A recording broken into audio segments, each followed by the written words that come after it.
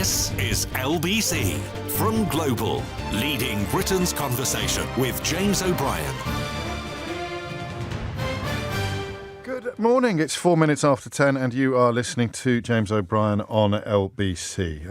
I hope you had a good weekend. Obviously, if you've got family in Israel, then it would have been one of the worst imaginable, I imagine. And that's where we begin our conversation this morning. I wish we didn't have to. I can't lie. I don't know what to say. It doesn't happen to me very often. But I don't know that there is a immediate parallel or precedent to be drawn here. I mentioned a moment ago that the simple thought of being in the middle of a rave, of being dancing away, and then to find yourself under fire, hundreds shot, young people carted away, one woman on the back of a motorbike screaming, "Please don't kill me." It is hard to imagine a more violent reversal of circumstance. I know all terror attacks come from the same place, as it were, the determination to inflict terror, not just to kill, but to terrorize. They're two different but inextricable things. And I know the violence of that reverse is crucial. I don't know why I found myself thinking of the Ariana Grande concert in Manchester quite a lot while reading some of the reportage coming out of Israel over the weekend. Partly, I think, because of that sense of absolute destruction, to go from the happiest you can be, in a way, to terrorized, the most terrorized you can be in every way is almost impossible to contemplate. And that, I think, is why perhaps I'd rather not contemplate it. You'd rather not even think about it. And then you get the inevitable, and I don't know if everything was like this before social media kicked off or grew into what it has subsequently become. You get the inevitable attempts to turn anything into a kind of vendetta. So who do you hate most? Okay, let's use the situation in Israel. Let's use these terror attacks to go after the people you hate the most already. And it cuts in almost every direction, you know. I saw something on Twitter today suggesting that you have to, if you're trying to sort of tie in Brexit with, even I would balk at, well, Nash, I'm not even going to say that. I'm not going to turn it into a joke. There's sort of people, I think someone said to me something like, you must condemn Hamas like you condemn Brexit. And you just sort of think, how can you... Some people will use it as an opportunity to attack the BBC. Some people will use it as an opportunity to attack Keir Starmer for not having resigned from Jeremy Corbyn's shadow cabinet. I don't get that, actually. You'd think I would, wouldn't you? It does indeed, a text already coming in, have echoes of that Bataclan theatre attack in Paris as well. There's something about these terrorists, isn't there, that they really hate young people having fun. They really hate happy young people. It's really odd, that. It's almost as if that is, in some sense, a distillation of something, you know, a body of young humans dancing together in a big space. The targeting of that speaks about more than logistics, doesn't it? It's a targeting of an emotion, almost. It's a targeting of happiness. But the immediate reaching for personal or previous vendettas, people that you had a problem with, or institutions that you had a problem with before the events of this weekend, and then the events of this weekend unfold and you think, oh, well, I'll use this to have a crack at the people that I had a problem with before the events of this weekend unfolded. That's why I find it hard to know what to talk about today, or obviously we know what we're talking about, but I find it hard to know precisely what angle to take, because it's so bizarre, isn't it? The way in which it almost immediately turns into previous grievances, previous vendettas, as opposed to just horror at what's been done, boundless sympathy for the dead, the injured, and the terrorised, and I mean infinite compassion for the innocents who are now going to die in droves on both sides of that border, both sides of that wall. It's almost unthinkable. The other word that occurred to me, because you heard some people on Nick's show contextualising, if that's the right word to use, and pointing out that the Gaza Strip is, I think, internationally recognised as one of the world's biggest prisons, biggest open prisons. But the the notion of something being indefensible, inexcusable, and unjustifiable.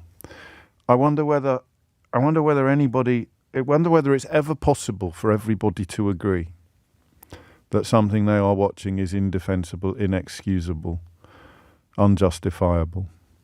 Those are the three words I think that we'll run with this morning. Indefensible, inexcusable, unjustifiable.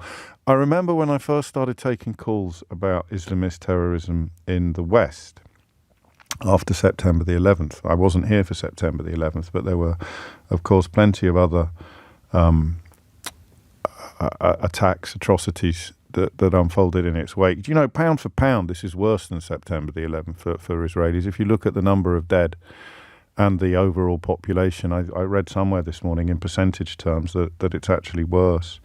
The kind of the notion of indefensibility is the one that I find hardest to swallow, actually. That I don't. Would we ever all agree? Would the whole world ever agree that something is indefensible? But when I first started taking calls about Islamist terrorism, here it is. Here's Greg in Yorkshire. I never hear this type of outrage when Israel attacks Palestine. You're not hearing outrage from me at the moment. You might do later, Greg. You're just hearing heartbreak, absolute heartbreak. That things are going to get a heck of a lot worse before, and indeed if they ever get better. But how does it work like that? How does this whataboutery work? Hundreds of people have been killed, kidnapped, murdered, and your response is to say, yeah, but what about that over there? What about this? As if it somehow dilutes the horror of what we're contemplating, or excuses the behaviour of the people who've inflicted the horror. That's what I mean about unjustifiable, indefensible. You don't agree with me. You don't agree with me that it's unjustifiable. It is indefensible. You think that it's important to point out that terrible experiences are visited upon Palestinian people in Gaza. Just leave it for now. But you can't. So I first started taking calls, and people would always say, but. And I couldn't quite believe it. Listen, this is a weird job, right? I enjoyed some of the reflections over the weekend on the 50th anniversary of commercial radio in general and LBC in particular. And it occurred to me, it's a really weird job, not for the first time.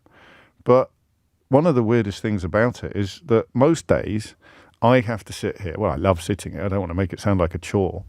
But it's important that I sound like I know what I'm talking about. Yeah?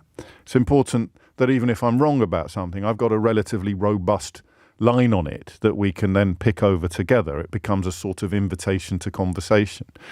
And there are days when, I mean, there aren't many. In fact, I can't remember the last one. I was fine on the morning after the Manchester attack because I just imagined I'd been there with one of my girls and spoke about it from the heart. I can't quite imagine this. Lots of people listening can. Lots of people listening don't even need to imagine it because they are living it at the moment. We have a lot of listeners in the Middle East, in Israel in particular, I think. But it's the indefensibility. It's when people started saying to me, Western foreign policy.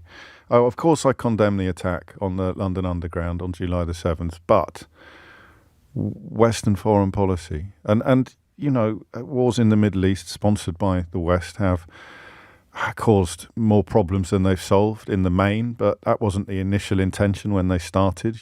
Tony Blair, sort of high on the Kosovan success, thought he'd be able to visit similar results on other parts of the world, and no doubt ruse the day he decided to try. But it's the notion of indefensibility that I can't quite get my head around today. How can this just not be unjustifiable, indefensible, unthinkable? And there may be consequences of it visited upon entirely innocent people in Gaza that will also be indefensible and unjustifiable in many ways. But today, just overnight, just the course of this weekend, I genuinely, I'm not quite sure how we should handle this conversation today. 0345 60 60973. The question really is I don't know what the end looks like. I don't know what the end looks like. Nick had a caller towards the end there. I think it was Sam. I think he was called Sam. And he just suggested it can't end until Gaza ceases to exist in its current form. This sort of bizarre little ribbon of land and enclosed and fenced off really from the rest of the world. You know, it's a wall on one side and the sea on the other. How does it end unless that ceases to exist in its current form? There's a brief, and I don't have the history either. That's what I mean about my job being to sound like I know what I'm talking about. I don't have the history for this. I mean, I know about Yom Kippur and I know about some of the history. I know about the foundation of Israel, and of course I know about the Holocaust, but I don't have the history. I don't know how close we ever were to a two-state solution, how much a difference assassinations would have made. You can't do counterfactuals. They're like sliding doors, aren't they? If that hadn't happened, if they'd recognised Hamas when they won an election in, was it 2006? Would the world be different? Because innocent people in Gaza are prisoners of Hamas as much as they are prisoners of geography. And on it goes, on it goes, on it goes. Indefensible and unjustifiable. But it never is it? Nothing ever is.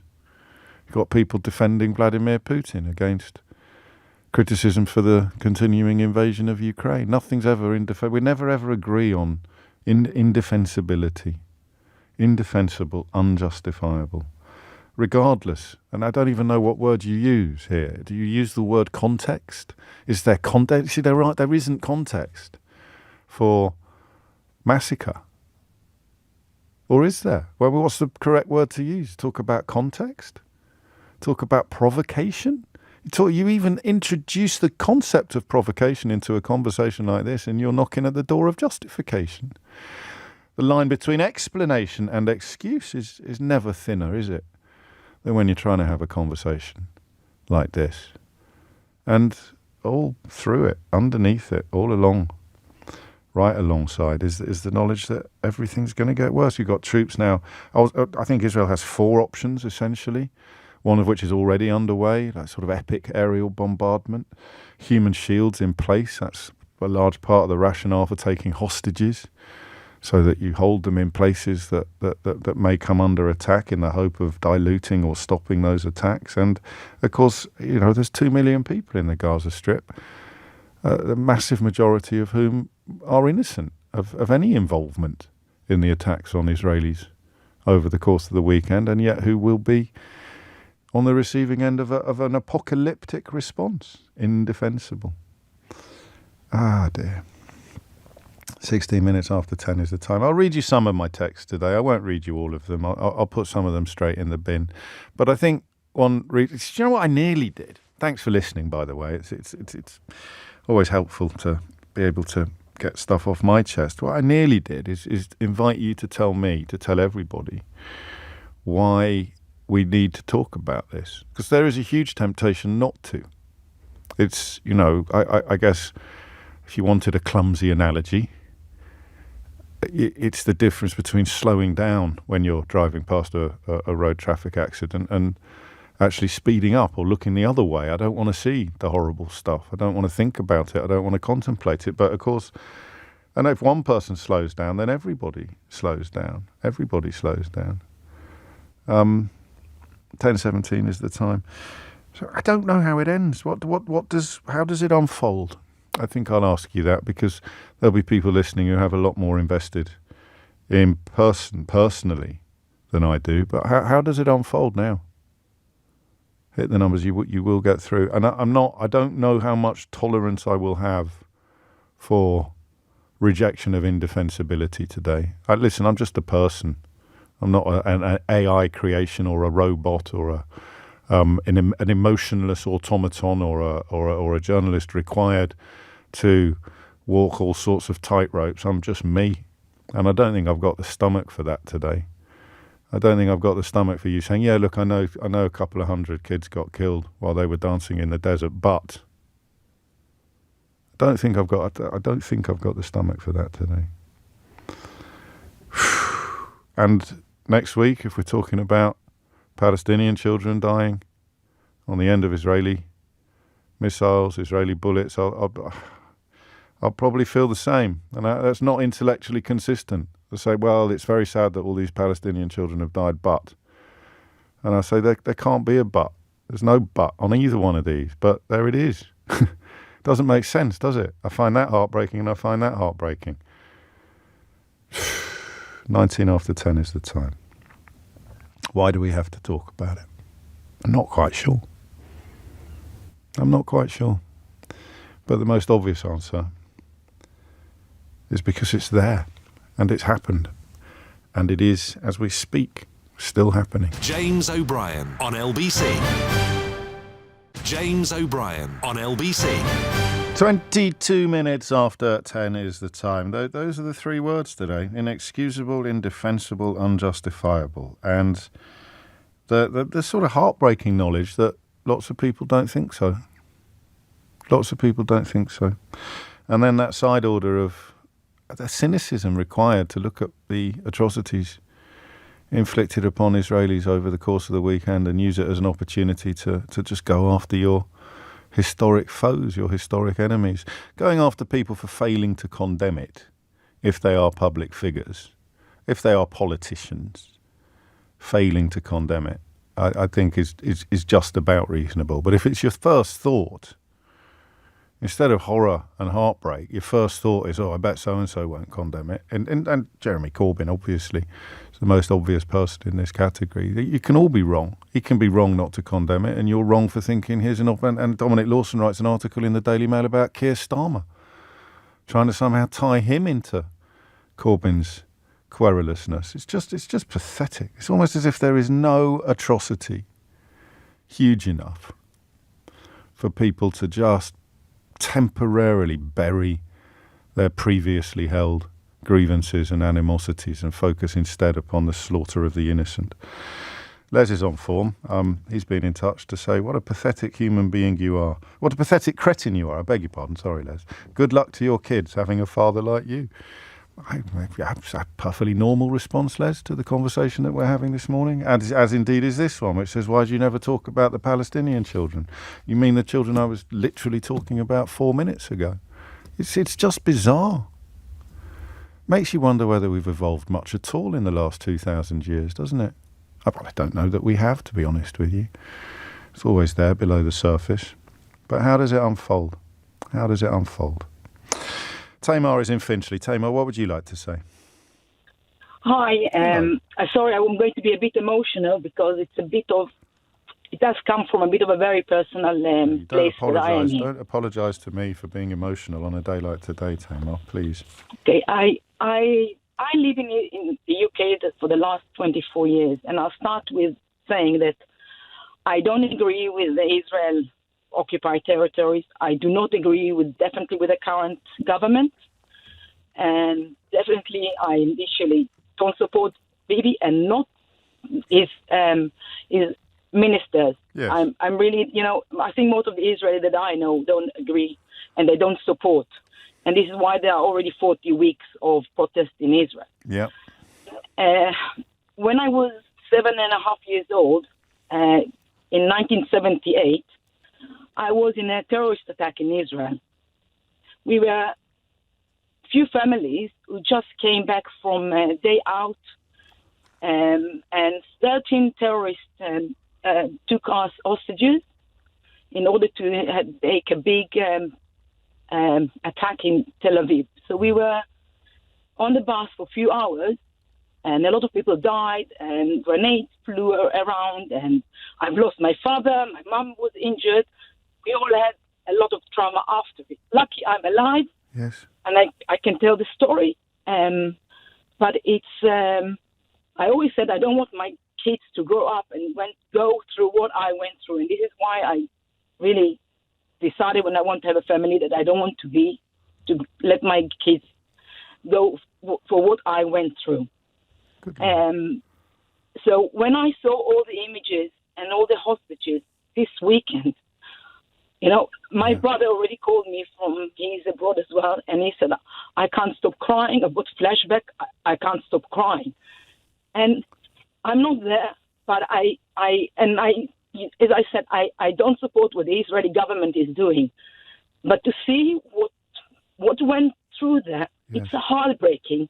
And then to hear the BBC one-sided, it's upsetting. It's so upsetting. I don't have the answer. How can you make it better? I don't. I wish. But to take one side, it's not fair. I know both sides are going to lose in this. Both sides are losing already so much. Who wins? No one wins. No one wins. No one is going to win. Everyone is losing. Everyone is lost a family. I know of our son of our friend who just died as a soldier. It's heartbreaking. And I know one who was actually in the party, who was running for 15 kilometers, and he's literally got a few gunshots at him, and he is lost. No one is going to win. There are people who are suffering there. There are people in Israel who are suffering. I don't think it's going to be any winner, definitely not in this situation. And it's just probably going to escalate, because in the north it's going to be the Hezbollah, who are going probably to start firing. And so no one, I don't think anyone is, it's not a winner. No one is winning here. There's only losers. I don't know. You could tell, I think, before you came on the radio that I'm not quite sure how to conduct today's conversation, but I'm grateful to you for your courage in telling your story. Did you say your father was killed in the attack that you were? Yes. Was this the Coastal Road massacre? Yes. Oh, 35 people died. I mean, you were almost... I mean, I know your brother used the term flashback, but that must have been... I mean, for you, more than almost anybody else alive, yesterday's events must just have been unbearable, unthinkable. It's terrible. It's terrible to see what people are going through. The people who are in the house, you see videos. I don't see what you see in the Israeli media is much more information of what's going on with the families who got hostages, or the family who just saw the sister died, or the kids who are. You see so much pain, and you see so much unnecessary pain, and and it's a pain and a bit of anger about the government. That I think you're right. The further you are away from Israel, the harder it will be to perhaps both follow and understand the complexity of the domestic political situation, because here it already gets cast as a sort of good versus evil, or you must pick a side. It's why I'm grateful to you for opening with a critique of Netanyahu's government, but then making clear the basic humanity of your response to the atrocities of the weekend. Can I ask you a question? And if you don't want to answer it, or if it's inappropriate, or the timing is wrong, then just tell me to shut up, Tamar, please. No worries. What is the current understanding of the intelligence failure in Israel? Because it took absolutely everybody by surprise, didn't it? Everybody. Well, I'm not there, and I'm not. No, of course. But the rumors are that what I feel, that it's like they were already like few weeks ago and a month ago that some of the politicians said, we need to speak about what's going on with the army. We need to speak about what's going on the border. Yes. And Netanyahu literally shut everyone down. So, things will be fine.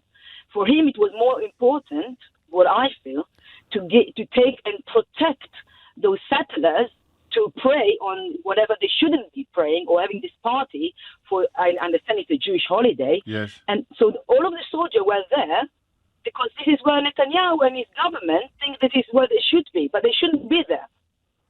Right. They should protect the civilians who are not the settlers, but they were busy, and this is where Netanyahu. He was cutting off all of the information that actually people already said for a month or so. Something is going on the border. Something will happen. But Netanyahu is busy with, I don't think he's got, I think there's a lot of blood on his hand, but not a conscience. Well, yes, again, I'm grateful to you for describing the complexity. How old were you in 1978? Do you mind me asking you? I was 7.5 years old. And when you discovered subsequently that the leader of the attack, or one of the key terrorist was an 18-year-old How have you processed that over the years, Tamar? Well, she was the leader, the woman, and my mom, who is she's Dutch, my mom, and she spoke with them English. She tried to do the negotiation with them, to protect the kids, and we were hiding underneath the bus and the chairs, and we all were like in a panic. We all were. We didn't know what to do. No. And until today, my brother said I can't even. He was the worst with the post-traumatic, right. And he even diagnosed for in the future. Well, now is he older than you? He's 1 year older than me, right. And he's got a lot of health issues and mental health issues because of that. But of course, it's the two of the terrorists were captured alive. And they are still alive, and they're still. One of them is the police in the West Bank, as my mom knows, and the other one is as well. So they are highly ranked and highly appreciated there in the Palestinian authorities. Again, it's for me. I understand from where they are coming. They are frustrated. Yes, they are not in a good place. Then you go the government who's having all the settlers. And which I do not agree with, and it's a complicated situation. And I think what maybe could help is definitely changing the government and the way they are behaving. And yet, even that 48 hours ago would have been a very different proposition from what it is now. I mean, the idea that any pursuit of peace has been set back years, if not decades, is very hard to resist, isn't it? Really, today. Yes, but You don't stop. Yeah. No. Tamar, thank you. Thank you very much. No, I'm sorry that you were in a position to make such a remarkable contribution to this conversation. I can't begin to imagine what you went through over this weekend. I really can't, or your brother. Take care, Tamar. James O'Brien on LBC. James O'Brien on LBC. 10:37 is the time, and if you weren't reeling before Tamar rang into the programme, you will, of course, be doing so now. And it occurred to me, actually, just reflecting upon her remarkable story, it occurred to me that there are no analytical contributions of note to be made today, or rather, there is no prospect whatsoever of anybody providing a definitive analysis, not just of what is going to happen next, but also of what has just happened. The best I've found is by a reader in Israeli Studies at SOAS, part of the University of London, the School of Oriental and Asian Studies, called Yair Wallach, writing in The Guardian today. And I'll read you two whole paragraphs of it because I think it's really helpful. And, if we do anything together on this programme every morning, we try to understand stuff, even sometimes the apparently incomprehensible. But he writes in conclusion to an excellent article that I really recommend you read all of. He writes, some commentators believe the attack to be an Iranian coordinated attempt to foil the Saudi normalization with Israel. Such explanations are unconvincing. The willingness of Gulf states to normalize relations with Israel may have galvanized Hamas's willingness to act, but a major escalation in Palestine-Israel was already underway. With a dramatic rise in Palestinian casualties in the West Bank, the ethnic cleansing of several small communities, intensified settlers' attacks, and blatant changes to the status quo at the Al-Aqsa Mosque or Temple Mount in Jerusalem. Many, therefore, believed a popular uprising, another intifada, was only a matter of time. It may have been that Hamas decided that an escalation was coming and it wanted to keep the initiative in its own hands. This attack is the largest military blow Palestinians have ever dealt to Israel, as the Palestinian National Authority, which controls the West Bank, and its 87-year-old head Mahmoud Abbas fade into insignificance. Hamas aims to position itself as the real Palestinian leadership for the next stage, even if that means risking a confrontation whose outcome no one can predict. And that last line is chilling, isn't it, I think? Rahul is in Tower Hamlets. Rahul, what would you like to say? I was just listening to you, James, talk about a solution. And I don't think there could, I don't know if I could come up with a solution or if anybody can come up with a right solution. Well, I've got one very grim text that I will read you, where it says there are 3 ways to stop this. They learn to get along with each other, you build a better wall, or one side wipes out the other side. This is the thing, isn't it? You've currently got a wall and you've caged people in, and this is why. It's people who feel so dispossessed, they don't feel like they can do anything. So instead of living in an open air prison, they're fighting back. And because you're conflating civilians with terrorists, Rahul, which isn't really on, I'm afraid. No, before I go into that, what I want to say, what I was calling about was that for a long time I believed in the 2-state solution. I thought it was the fairest way in which 2 groups of people could live together under one country where they coexisted. But a 2-state solution isn't something that's new. It's been bandied around for nearly 100 years. It's not the first time it's been proposed. But a 2-state solution is what it is at the moment. But it's slipped further out of reach this weekend. Well, it has, yes. There's no equality. That's the thing with the 2-state solution. You have got 2 states, but there's no equality. You've got one group. No, the 2-state solution isn't what's in place at the moment. That's a sort of that envisions an independent state of Palestine alongside the state of Israel, west of the Jordan River. That's never happened. No, it's not formally a 2-state solution, but it is acting in a way currently where you've got 2 different countries trying to, in a way, coexist, perhaps not successfully. One of the solutions that a lot of people have been talking about, and it's discussed by an Israeli historian by the name of Ilan Papp, is a 1-state solution rather than a 2-state solution, where both parties live together under one state, a secular state, where no one has an upper hand over the other side. And that, for me, sounds like a far better solution than having 2 independent states coexisting together. There will always be issues around equality. There will always be fight, and there will always be tension in the future between one side saying that the other side has a better deal. You can never have 2 states independently exist. You can have one state, and you can have people coexist under one state, and I think that might be the better solution. Obviously, like most people, I think it's easy to be reactionary. It's easy to look at the news and take one side or take the other side. And I was very much like yourself and most people. I wanted to know more about the history. I wanted to know why there was conflict between the 2 sides. And so I've been reading a lot and over the weekend just to try and give myself an understanding. And again, I mentioned this author, Ilan Papp. He's an Israeli historian. Pappe, he talks about the I think it's Pappe, isn't it? Yeah, and I think what people should do is read the conflict, understand from both sides exactly why there is a conflict, rather than going off by what the media is portraying it. Because all we do is, when we look at the news, is, we're all human. We see the loss and we see civilians attacked. We are going to feel a certain way. But if we take a step back and actually try and, obviously condemning the attacks, but also take a step back and understand, because this has been going on for so long. This isn't anything new, but there is no solution, and there's nothing that is going to be done. Only, as as your caller said before, it's just going to be, Israel will either it will be all Israel and Gaza ceases to exist, or we just continue as. Go on. No, that's all I was going to say. Sorry, I lost you. I lost your words there. Just we can continue as what? Just continue as we are at the moment. As a status quo. Well, I mean, the massing of ordnance and troops on the border is.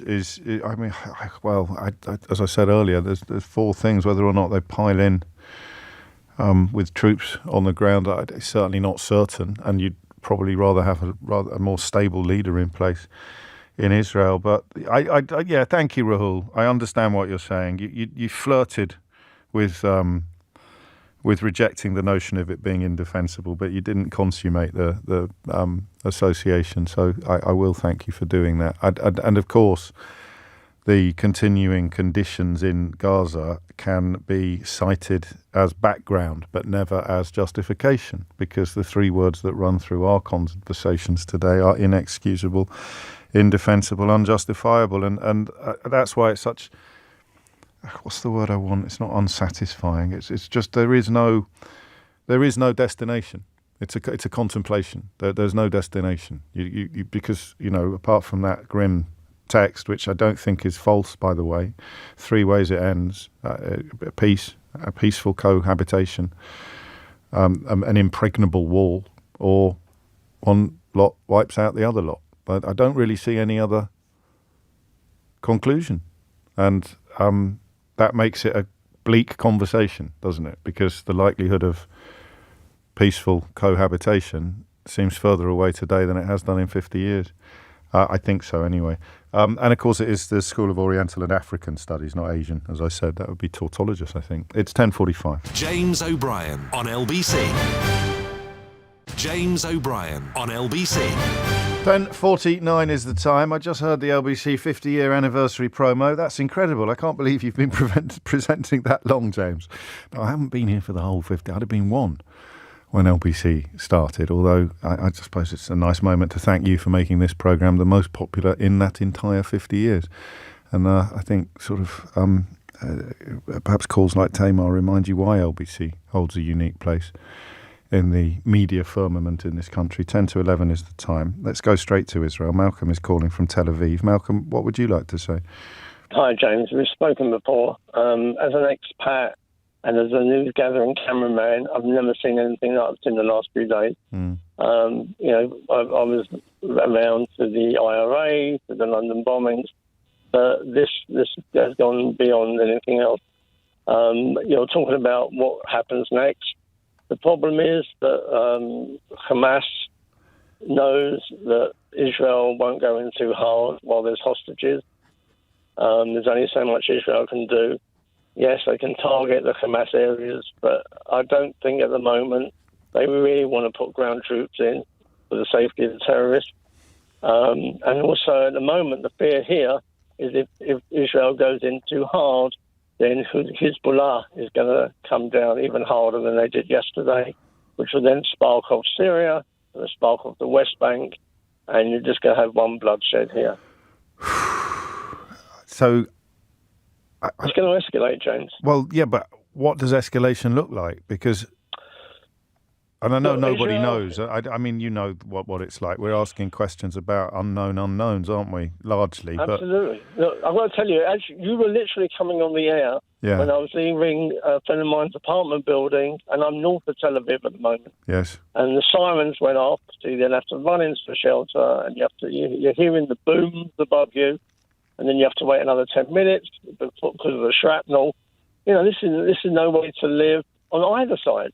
We feel for the Palestinians, but for some reason they've got this terrorist group that are hiding behind the civilians. But security-wise, how they breach the wall, we would love to have the answers. On the news, the local channels, all they've been saying is, give us answers. How could this happen? Okay, it was on the Sabbath. It was a Jewish holiday. But you don't let the security lax. But normally, if there's a holiday, they up the security. Yes. This is exactly what people just don't understand. And I don't know if you had it yesterday on Sky or whatever. They broadcast the families of some of these children that are now dead or missing through this rave. James, it's a rave. Yeah. This is unheard of. It's unprecedented. I'm never speechless. I don't know what to say. I have no idea what's going to happen next. You've conveyed, oddly sometimes, not being able to articulate something speaks volumes, doesn't it? Because, as you say, you've covered stuff professionally. You've lived in Israel for some years. You've watched these events unfold with some of the background noise being real life rather than reportage, and you have a sense of almost mental disarray, I think, Malcolm, is how I'd describe it. Is that you don't know what. So we know, for example, that the Israeli Defense Minister Yoav Gallant has ordered a complete siege on the Gaza Strip, which plays to your explanation of not wanting to endanger the hostages, the full number of whom is still not known for certain. So that means there's no electricity, no food, and no fuel making its way into an enclave that contains 2 million human beings. Right? What does that's as far as I'm concerned, that's inhumane. You can't But there will be a sense. There'll be a sense in government. We must do something. No, I understand, but it's inhumane for the people, the everyday person living in Gaza, whether it's in Gaza or the West Bank or Tel Aviv or wherever. What upset me yesterday, I'm losing track of my days yesterday. Yeah, take your time. When a hospital in Ashkelon got hit. Now, Ashkelon is south of Tel Aviv. What people don't realise is the majority of the doctors and nurses in all the hospitals here are Arab Israelis. They're killing their own. You can't say it's a religious thing. Opposite where I live, there's it's like a 7-Eleven type place. They call it AMPM. It's a chain. Right. And not far from me is Tel Shemer Hospital, one of the big hospitals. And most of the youngsters working in AMPM are Arab Israelis. Their English is impeccable. They have to. They're dealing with drugs. They're learning to be doctors and nurses. But these rockets, they're not sophisticated. They point and shoot and hope for the best on their behalf. And they're killing their own, and they can't see it. You go to Jaffa, which is very diverse. The Arab Israelis and the Israelis or whoever, they get on like brothers and sisters. They all go to the same restaurant. They don't want this. There are counter narratives to what you're saying, but you're speaking from the heart, so I won't interrupt you more than I just did. No. And what annoys me, obviously you've got the whole Jeremy Corbyn thing. Look, there are people that are going to be on the pro-Palestinian, and I understand it. Look, there's some things I don't agree with. That's why I use those three words at the beginning: inexcusable, indefensible, unjustifiable. It's very, very hard on days like today to understand any perspective that rejects those three descriptions, that thinks there's a but that follows. Of course, it's awful, but it's just awful, full stop. How does it... I meant to ask you the last time we spoke. Have you ever been here? No, I haven't. My wife has. My wife loved it. I'd like to. My son, one of my sons who lives in London, he's just got engaged to a British Cypriot girl. Okay. And they were over here a few weeks ago. Thank God it wasn't now. Yeah. She's never been here. Greek Orthodox. Yeah. Always wanted to come here. When she was here, she said, "It's not how I imagined." No. I said, "What, you imagine camels?" And she said, "I don't know." She said, "I don't know what I imagined." She said, "But it's fantastic, the atmosphere." I said, "Yeah, because you have Jerusalem, Tel Aviv, and Israel. Same country, but they're worlds apart from each other." And now she's a nurse. She's a nurse in Enfield. Gosh. And she's been contacting me saying, "I just can't believe what's going on after what I experienced a few weeks ago." I think that's... you remind me, actually, of speaking to people in Kyiv at the outbreak of that invasion, where the shift, the violent shift from normality to epic abnormality, it happens in the blink of an eye. And I think it traumatises people not directly caught up in it, Malcolm. People like you, as you talk about explosions overhead and you contemplate the same footage, the same reports that we're watching from the other side of the world, that the knowledge that it is... you're in the thick of it is... I don't underestimate the toll it could take on you, or the impact it could take on you. Thank you for your call, and do take care, mate. Seriously. Numbers, I think, matter. More than 700 people killed in Israel since Hamas launched its attacks on Saturday morning, including, as Malcolm reminded us, some 260 dancing at a music festival. The Israeli government says about 100 Israelis have been kidnapped in these attacks, mostly taken into Gaza to be used, of course, as human shields. Now the death toll in the other direction stands at around 500 after Israel launched massive retaliatory airstrikes, about 500 people dead in Gaza. Air raid sirens sounding as we speak. In Jerusalem and across the country, across Israel, as the rockets that Malcolm just described are fired from Gaza. It's been likened by the Israeli military to the September 11th attacks on America in 2001, and you can see why. This is our 9/11, said one spokesman for the Israeli Defense Force. They got us. Another compared it to the 1941 Pearl Harbor attack. Israel says it's now regained control of its communities near Gaza, but says some militants remain active. And I mean, it's difficult to read. It's difficult to follow. But the reports of terrorists just marching around with guns, knocking on doors, waltzing into police stations and the like. I mean, it's too early now for that sort of conversation, but politically speaking, the question of how on earth this could occur in a country whose security is a source of constant scrutiny, constant conversation, and knowing where the threat comes from, and yet failing so completely to contain it in this case is actually breathtaking, but probably not something to which attention will turn immediately, although it's already bubbling away. The time is just approaching 11 o'clock. James O'Brien on LBC. James O'Brien on LBC.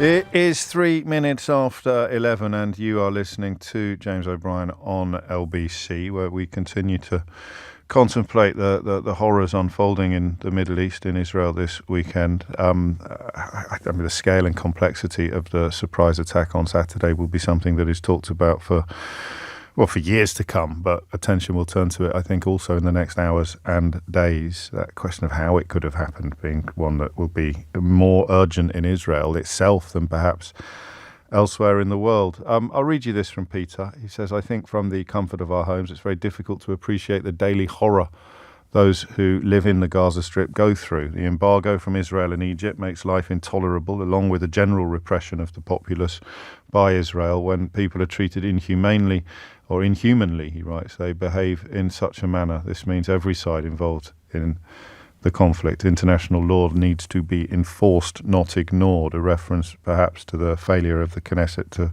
implement the international agreement for a two-state solution. A retired rear admiral called Philip Mathias has written a letter to a newspaper in which he points out that routine violations of human rights against the Palestinians, combined with the widespread poverty in the Gaza Strip, makes the region an easy recruiting ground for Hamas. Now, I think that just about fits within the parameters that I've laid down for our conversation today. Why would anybody join Hamas is a question that needs to be asked. Again, you have to walk the tightrope between explanation and excuse, but I think circumstances in Gaza will be part of the answer to that question. Although, of course, from the other side of the street, you will have people equally validly pointing out that an awful lot of what happens there is a consequence of the stranglehold in which Hamas holds the territory. 5 minutes after 11 is the time. And I stress again, and I don't do this often, but on this particular topic, wading in like you know what you're talking about with the sort of certainty that I bring to other conversations is absolutely not helpful or the order of the day. So I stress at every turn that I'm not approaching this from a position of deep and profound understanding, but in the very specific context of the terror attacks this weekend, I'm not really brooking any rejection of the descriptions inexcusable, indefensible, unjustifiable. 6 minutes after 11 is the time. Matt's in Guildford. Matt, what made you pick up the phone? Morning, James. Hello, three mate. things. First of all, I lived in Israel for a number of years when I was a teenager. Oh, yeah. If I could express condolences, I think, and love to all the victims of this terror attack, both Israeli and Palestinian, and the ones to come, because it's going to be going on and on and on for a long time. And in my experience, it's the poor, dispossessed, and innocent ones that take the most brunt of these kinds of attacks and this kind of conflict. That's the first thing. I lived in the occupied territories when I was there. And in my opinion, and it's only my opinion, Israel is a secular, or a majority of people are secular. It's a fairly broad-minded, even as far as say, as left-wing society. I mean, the kibbutz movement, which founded initially the society, was... Is that why you were there? Yes, I was on a kibbutz, yes. Okay.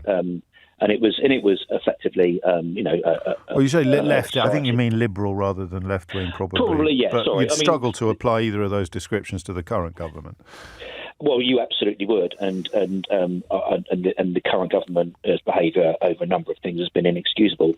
So I'm not, no way would I ever try and defend the current Likud government of Israel.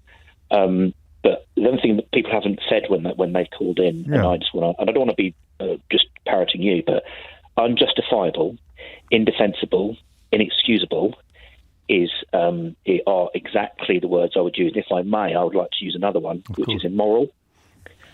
The reason for many reasons why the attack by Hamas is immoral is not only attacking innocent people, but Hamas knew that the Israeli response would be catastrophic to the Palestinian people, and they did it anyway.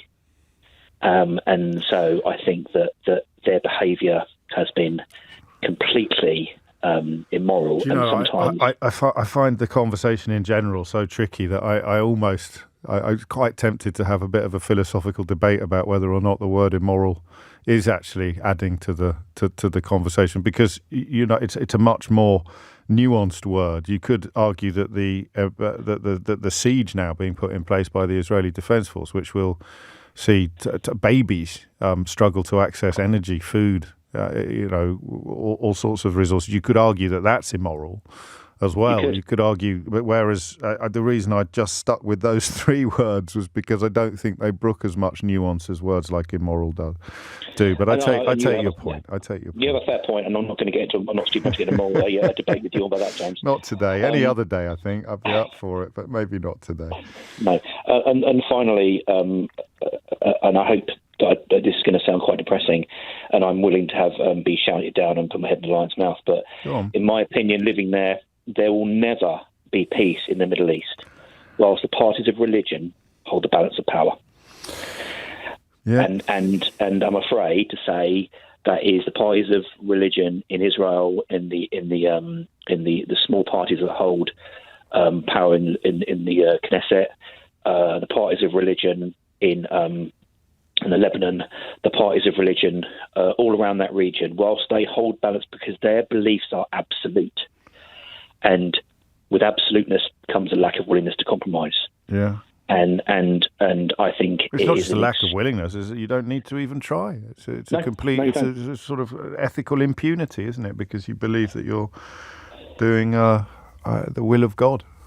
Well, exactly, and so and that applies to Islamist terrorists as well. Thanks for raising it. Well, exactly, and I was shot at when I was in Israel when I was on a bus.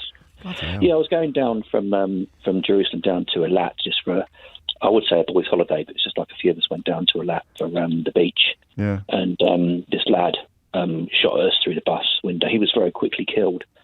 I didn't know what was going on. I just thought it was just like firecrackers initially. What was scary was when I got out of the bus and he was shot by our the security guard on the bus, because he was Edge 9 in the first Intifada.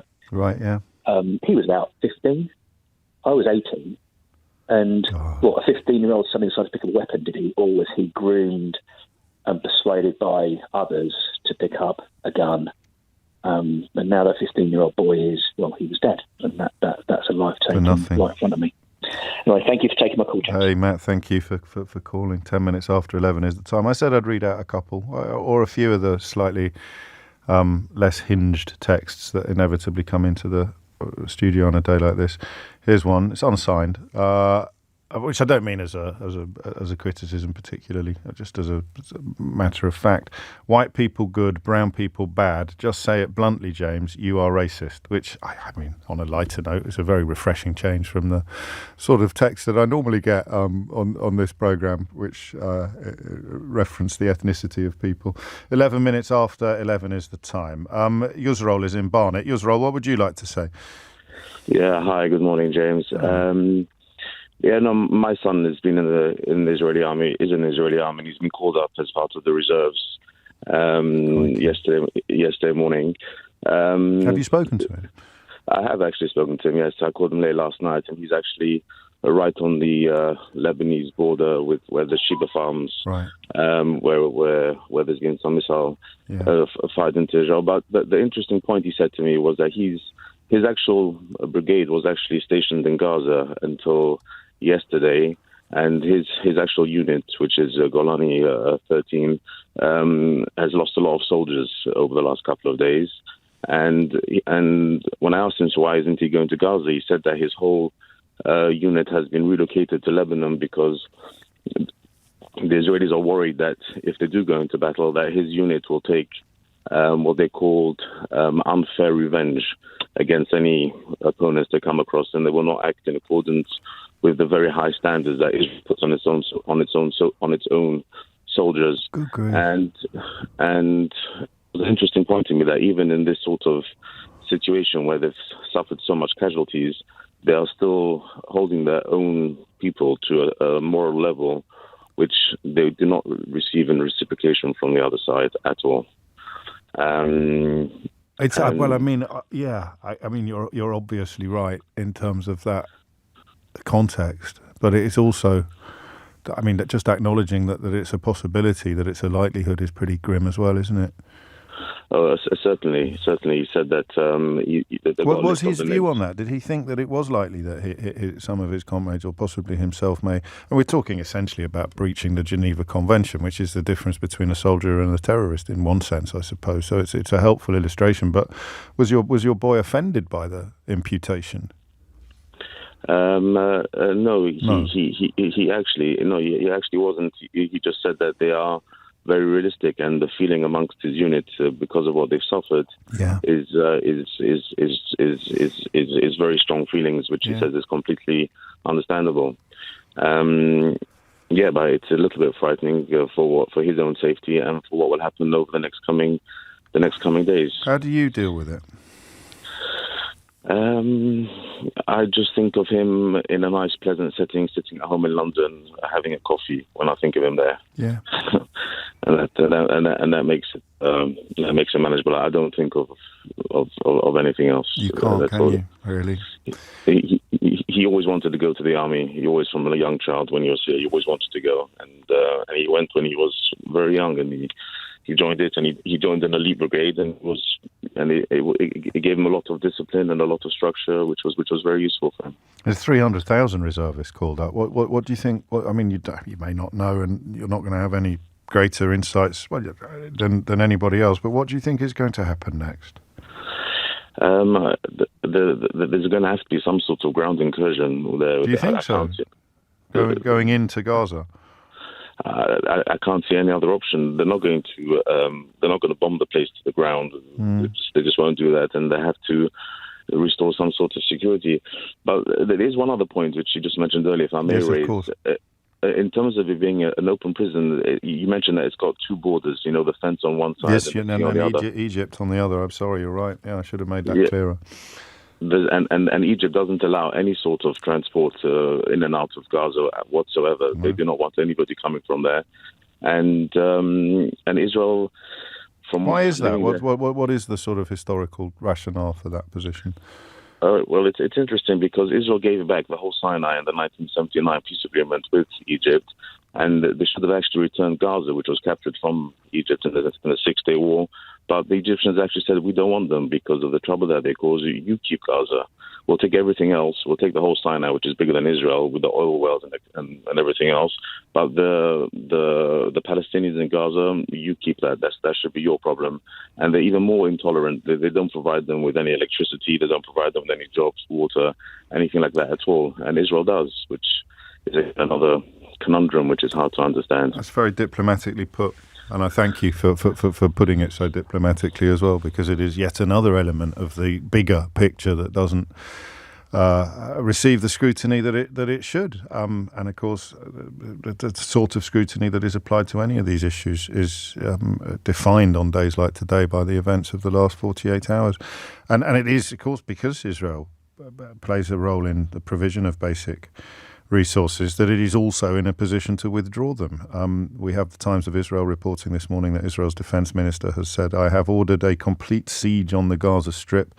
There will be no electricity, no food, no fuel. Everything is closed. Some of my less hinged texts telling me that he also went on to describe everybody in Gaza as being animals, but he didn't. He described Hamas.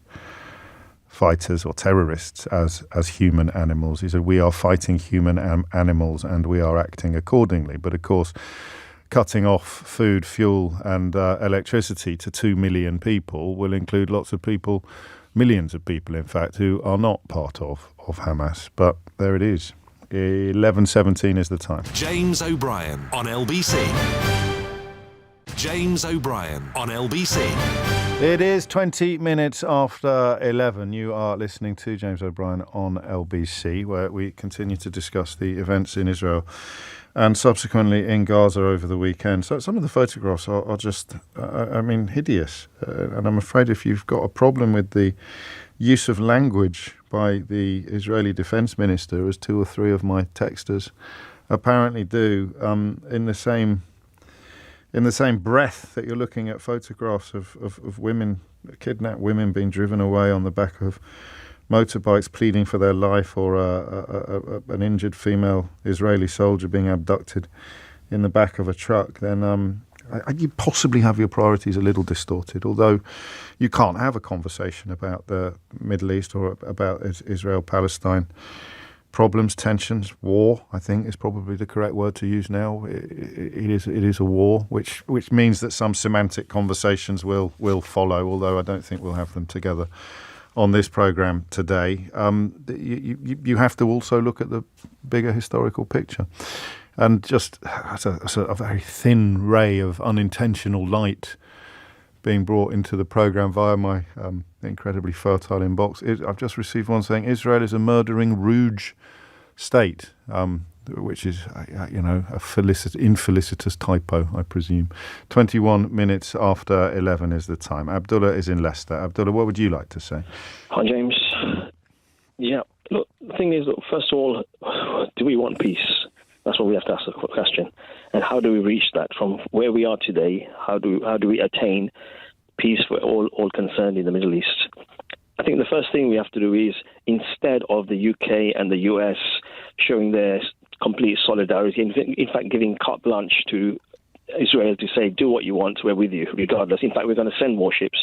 Instead of doing that and escalating the situation far further and enraging the Muslim world completely, instead of doing that, the first thing that should be tried to be achieved is a ceasefire, whatever that takes, whatever that entails. We need to try and reach some ceasefire so that in the interim, some sort of negotiation can be started. If we're just going to keep on escalating the situation further, there's going to be further bloodshed, further loss of life, further infuriating. In fact, it will create far more extremists than ever before. And then the world will be a far more difficult place for everybody to live in, wherever you live. Because we cannot accept. Hamas have it in their charter that they want to drive Israel into the sea, don't they? So talk me through how that is a starting position in negotiations. Well, when you say that's in their charter, but look, if Hamas because it is, mate. So talk me through how that is the opening gambit in any peace negotiations. No, obviously, look, they may have written that. I mean, look at it this way, James. I come to your house. It's not they may have. They did. Can I simplify it for you? No, you have to answer my question just simply as you want, mate, of how that is an opening gambit in the peace negotiations. No, obviously that has to be taken out in the sense that before or after the ceasefire that you're calling for. No, intention. What I'm saying to you is that first of all, we have to sit with Hamas and say, look, is this really what you want? Is this your intention? They wrote it down in their charter, Abdullah. But there's so many things written by Israel. There's so many written by so many people, but they don't. Now you're doing whataboutery. Look, international law has to apply to Israel as well. You have to understand, Israel has been demolishing and completely disregarding. That would be chapter 2 of any peace negotiations. But chapter 1 is, for the purposes of this conversation, how does an expressed desire to drive Israel into the sea set the groundwork and the foundations for fruitful peace negotiations? I really don't think that's what the intention is. I'm sure they don't want to demolish the whole of Israel. Okay. Right, James. So why do they have a charter then? Yeah, that's probably been there for time. They probably haven't even bothered changing it. But my point is, look. Why do they have it? There've been negotiation. The Oslo Agreement was there, first of all, remember. Right? The thing is, look, we have to, even in the Oslo Agreement... I appreciate you weren't expecting the conversation to go in this way, but you can't continue to endorse the notion of peace negotiations with the information that everybody has just heard me share with you. No, but what I'm saying, James, that even if Hamas say, for example, that look, all we want to do is get our borders clear. But they don't say that, do they? No, they do. But they say we want to drive Israel into the sea. And would it be with Hamas that you envision Israel negotiating? They have to understand the plight of the Palestinians for 70 odd years. You can't just say, because one sentence. You're jumping around a lot, aren't you? So no, but you cannot. Because we talked a lot about the experiences of Palestinian people. We talked a lot about Gaza being described, I think, by one of the former heads of the United Nations as the largest open prison in the world. No one's disputing the barbarism, really, of cutting off electricity, fuel and food to 2 million people as a punishment, in a sense, for the sins of a relatively small number. But I think the point you miss, and I'm grateful to you for trying to simplify things for the rest of us, I think the point you miss is Hamas don't want peace. Of course they do. They want. Which brings us to the bit in the Charter that you just think they don't really mean. And that's the point at which this conversation becomes a bit pointless. No, James, the thing is, look, that's one sentence. The action speaks louder than words. It's quite a big sentence, mate. Actions do speak louder than words, and we're talking about the actions of the last 48 hours. If I come to you over the from an organisation that you're now on the radio claiming wants peace, James, if I come to you continuously, harass you, shoot your 2-year-old child, take away 90% of your house, and dictate to you how you can live your life in every aspect of your life, and you lash out and you throw a punch, right? Do you expect me to sit there and take it all continuously? So you're comparing the murder of 700 people to a punch? No, I'm not saying that. I'm saying that you are. Everyone just heard you. I didn't. I'm giving you. Come on, James. I'm not that daft, right? Every single life is literally sacred. Just said it. Every single life is sacred. I'm saying that you got to expect some reaction if you're going to keep on harassing people continuously on a daily basis. So what you're doing is the thing that we said at 10 o'clock this morning that we weren't really going to allow today. Is you're arguing that it's not inexcusable, it's not indefensible, and it's not unjustifiable. You're offering up excuses, defences, and justifications. I'm not justifying any loss of life. Every single life. You are, because you just compared it to throwing a punch. What I'm saying to you that there will be people who will not sit there and take it continuously. Yes. I mean, if you're going to keep on, there's been so many incidences, uncountable amount of incidents on a daily basis where the Palestinians are being harassed and oppressed. Right, this oppression has to stop.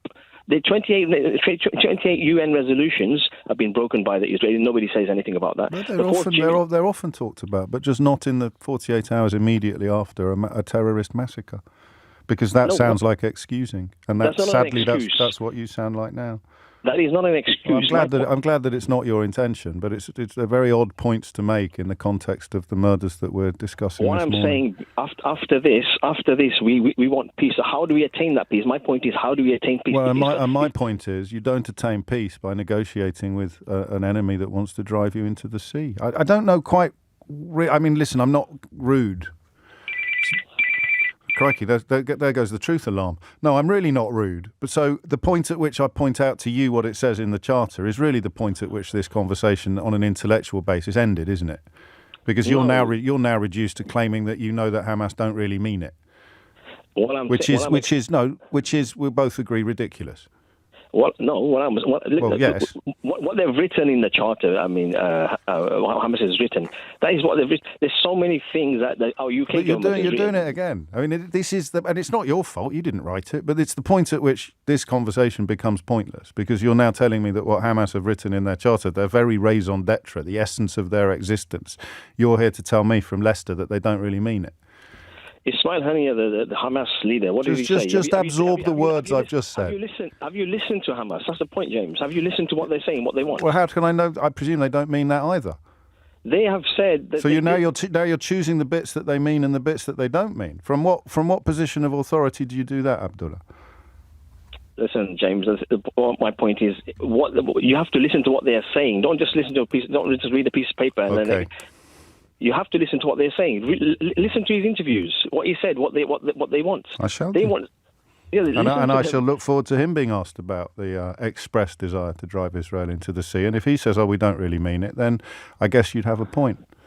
You have to listen to what he says. Don't just read what you don't just pick up Google don't just read what they say. You have to listen to it as well. Okay, I shall do my best. You have to listen to what I shall do my best to broaden the horizon by both listening as well as reading what is said in the context of it. I will. Thank you, Abdullah. It's coming up to 11:30. Peace negotiations arguably the only way out of this, but the question then becomes who you negotiate with. And the idea that the people responsible for the events that we saw this weekend are minded to sit around a table and have a peaceful chat seems to me to be highly unlikely, not least because of the contents of the charter. But, it would be nice to believe that there were an alternative route out of this horror show. Abdullah, take care. James O'Brien on LBC. James O'Brien on LBC. It is 11:33. Labour conference underway, of course, being somewhat overshadowed both internationally and I think nationally at the moment by the unfolding situation in Israel Palestine, where the reason I mentioned semantics earlier is because if it is a war, then there comes a point where you struggle philosophically and ethically to call one side soldiers and one side terrorists. But as it stands at the moment, the atrocities inflicted by Hamas on Israeli civilians over the weekend were clearly and definitively acts of terrorism. But it does become philosophically nuanced when the collective punishment, I think, is still a war crime under the Geneva Convention. But I guess the definition of punishment then becomes somewhat negotiable, and besieging the whole of Gaza, which is how the Israeli Defense Minister has described it, cutting off energy, food and other supplies, electricity, is what's that? Well, actually, we could do that. My phones are all full at the moment, but just in the interests of understanding, what does that achieve? What does that achieve? What does cutting off all?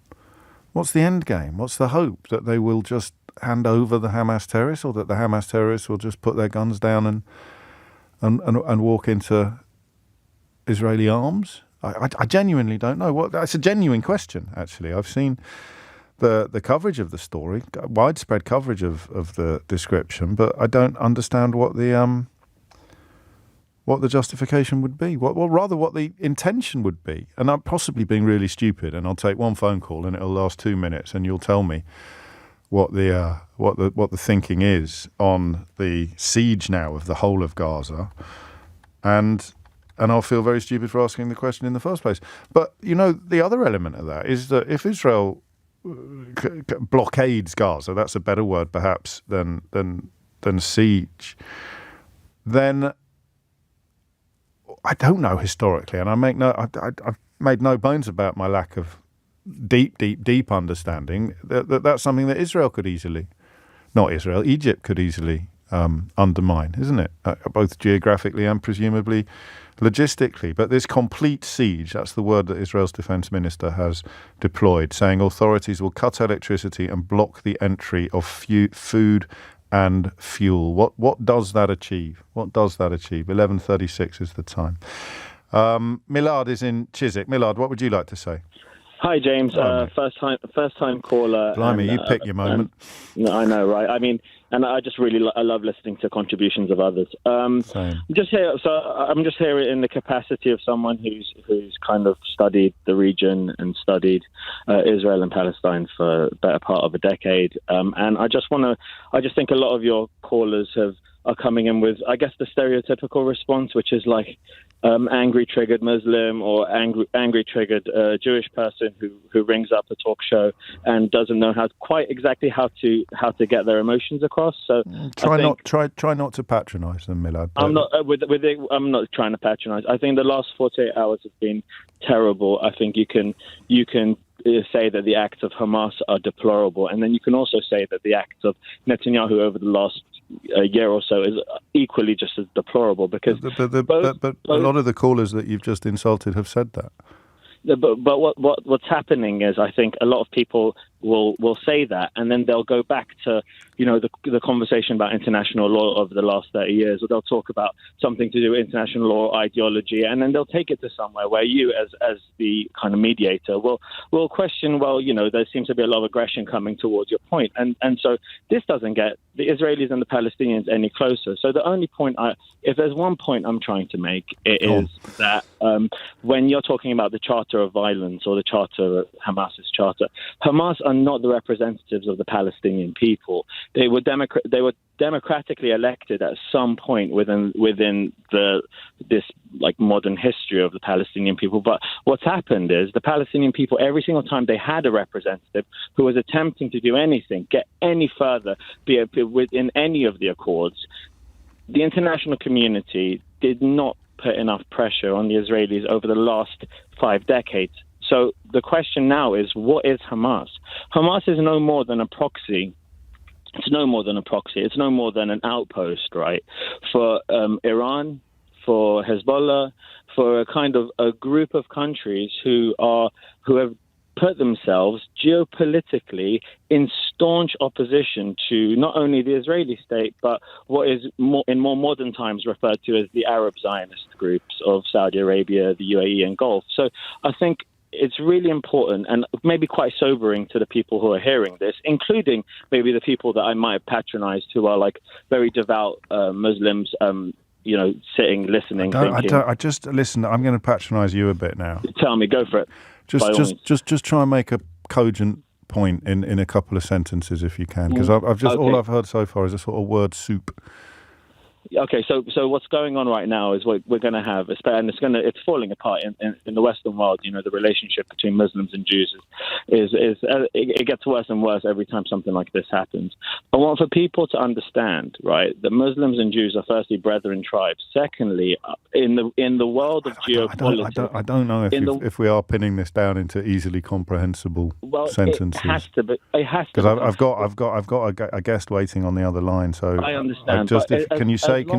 When you thought, what is the central point that you wanted to make, if you can? The central point I want to make is that people like Netanyahu, Trump, Mohammed bin Salman, leaders, right, in the modern world, have been willing for this day to come. Because every time they miss an opportunity to create peace, they're only going to lead to the eventuality of war. I think that's a really good point. I think that's a really point I wanted to make. And I'm glad you did. I think that I don't want to call it lazy, but I'd call it a naive presumption that all leaders actually want peace. Whether you're talking about the leaders of Hamas or the so-called leaders of the free world is a little bit, let's just say, overly optimistic. Thank you, Milad. 20 to 12 is the time. Sadiq Khan, the Mayor of London, is at the Labour Party conference in Liverpool and joins us now. Before we talk about the conference, we will inevitably talk about events in Israel over the course of the weekend, and also the rather unsightly, unseemly, unacceptable sights of people celebrating these terror attacks on the streets of London. Sadiq Khan. Yeah, good morning, James. So I spent this morning at a synagogue in Liverpool, the Prince's Road Synagogue, where you've got some pretty scared, frightened Jewish people. Many Jewish Londoners were with me at the synagogue, and I spent a lot of time this morning in contact with our police service in London. Firstly, I just want to, first chance I've had to speak to you since the events over the weekend, to condemn the actions of Hamas in Israel. But also to explain to those of your listeners that aren't Jewish the trauma and fear felt by Jewish people in London and indeed across the country.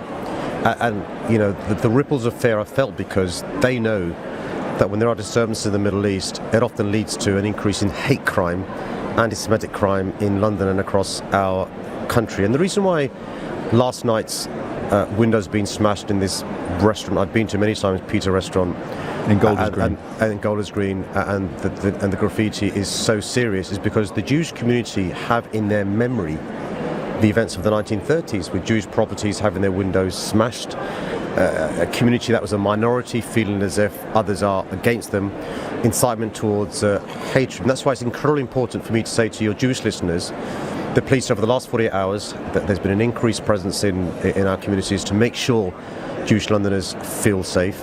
as it is. If your place of worship is a synagogue or your school of choice is a Jewish faith school, there's increased, enhanced security. It's upsetting for me to say that. That's the reality of being a Jewish person. That's been enhanced over the last couple of days. But I want to be quite unequivocal about this. There is no place for hatred, anti-Semitism, incitement in London. The full force of the police will come down on you if you try and do those things. And yet, of course, there will also be, and in a way I'm sort of ambushing you with a conversation that's already an hour and a half old, but there will also be a lot of trauma and fear among the 2 million people who've just discovered that they're having their electricity, food and fuel cut off. Well, let me just say, Gaza. and it's really important I make this point, look, it's possible to be pro-Palestinian and pro-Palestine and condemn Hamas, condemn what Hamas have done in Israel. There's something inconsistent with being critical of Prime Minister Netanyahu and saying that what Hamas done is unacceptable, and also to show solidarity with our neighbours in London and by the way in Manchester and Liverpool and other parts of the country, the globe, where we know Jewish people are going to face anti-Semitism. And I think actually, it's the oldest form of hatred known to man, some would say, anti-Semitism. And, a source of pride to me that I was invited in advance of this weekend, weeks ago, to go to an event at synagogue here in Liverpool. And those of us who aren't Jewish have got to understand why our Jewish neighbours, friends, colleagues are feeling scared. Why did Susan Hall say that Jews were scared of you? Oh, look, it's for her to explain why she said what she did.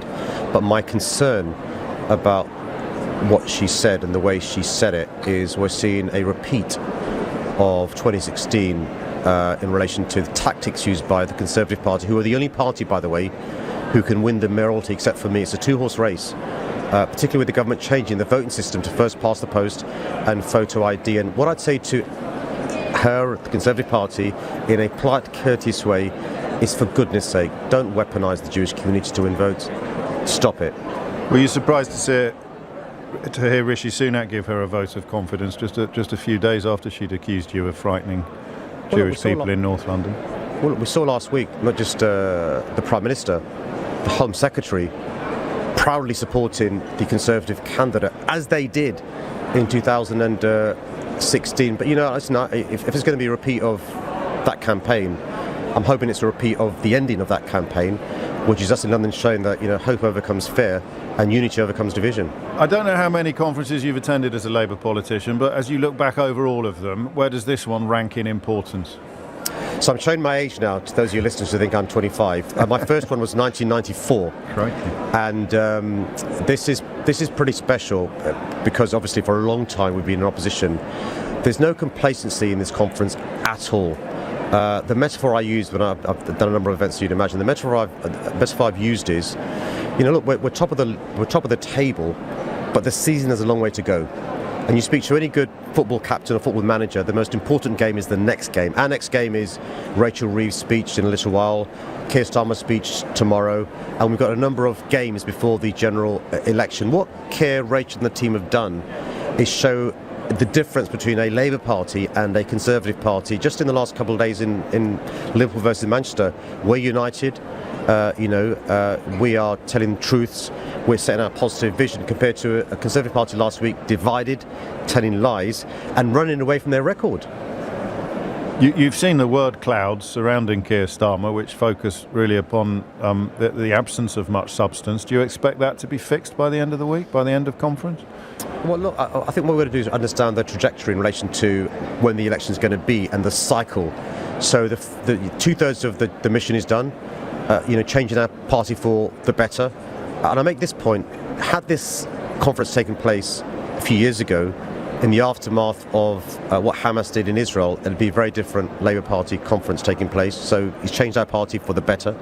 Secondly, he's been an effective opposition to the government, calling out where the government's got it wrong.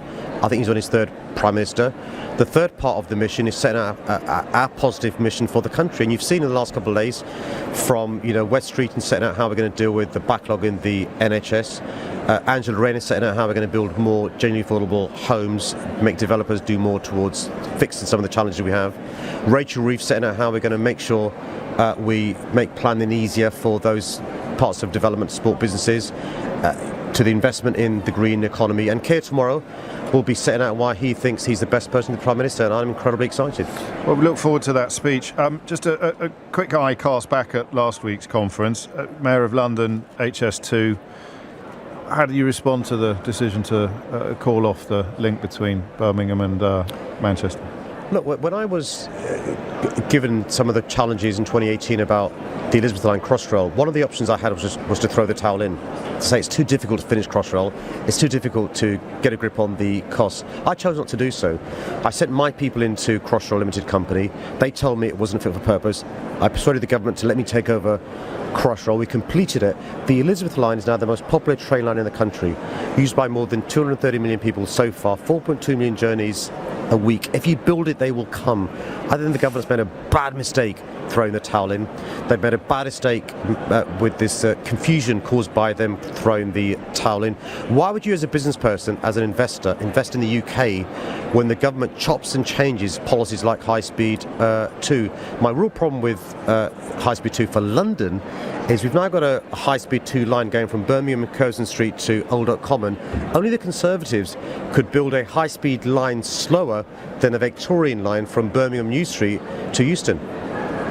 What would you do if you were leader of the opposition with regard to the choice between ruling out reopening it or putting in a position that makes it harder to sell off some of the infrastructure, to sell off some of the land, to essentially send a message to business and voter alike that it could well be resurrected under a Labour government? Because so far Keir Starmer has not done that, has he? Well, I've spent some time with Keir over the last few days, as you'd imagine. Look, one of the reasons why Keir and Rachel can't write a blank cheque. That's not quite the question I'm asking. It's more of a formal holding position as opposed to a formal rejection. Sure. Well, one thing they can't write the blank cheque for High Speed 2 for obvious reasons. We don't know how bad it's going to be in 18 months' time. But what we can do is safeguard the route. Yes. And so what we did with the Elizabeth Line, but also with the Bakerloo Line and with Crossrail 2, we're trying to do is safeguard the route, because the problem we've got with the government's messages last week is they may sell off some of the land we need to build High Speed 2 if later on we can afford it. So what I'd want the government to do is to mothball the route. Okay. So if at a future date we can have the funds to build it, we can do so. But also in the meantime work with the private sector, with businesses, to fund it. I'll tell you another story that people don't realise about the Elizabeth Line. One third of it is paid for by businesses, and I want to thank them for investing in this piece of really important infrastructure. Why isn't the government talking to businesses to support them with High Speed 2? Sadiq Khan, many thanks. Live from Labour conference in Liverpool, where, as he reminds us, Rachel Reeve due to speak today and Keir Starmer due to speak tomorrow. A helpful line, actually, because I said from the start that I find this particular conversation almost unbearably difficult, and that helpful line, which perhaps has been a little bit missing from the some of the discourse so far, although not by any stretch of the imagination entirely absent. So it's perfectly possible to condemn in the strongest of terms the atrocities undertaken by Hamas this weekend, while still expressing solidarity with, sympathy for, and indeed support for Palestinian people. We'll find out next from another guest what might be on the cards militarily in the coming days, weeks, and of course even longer. The time now is 11:51. James O'Brien on LBC. James O'Brien on LBC.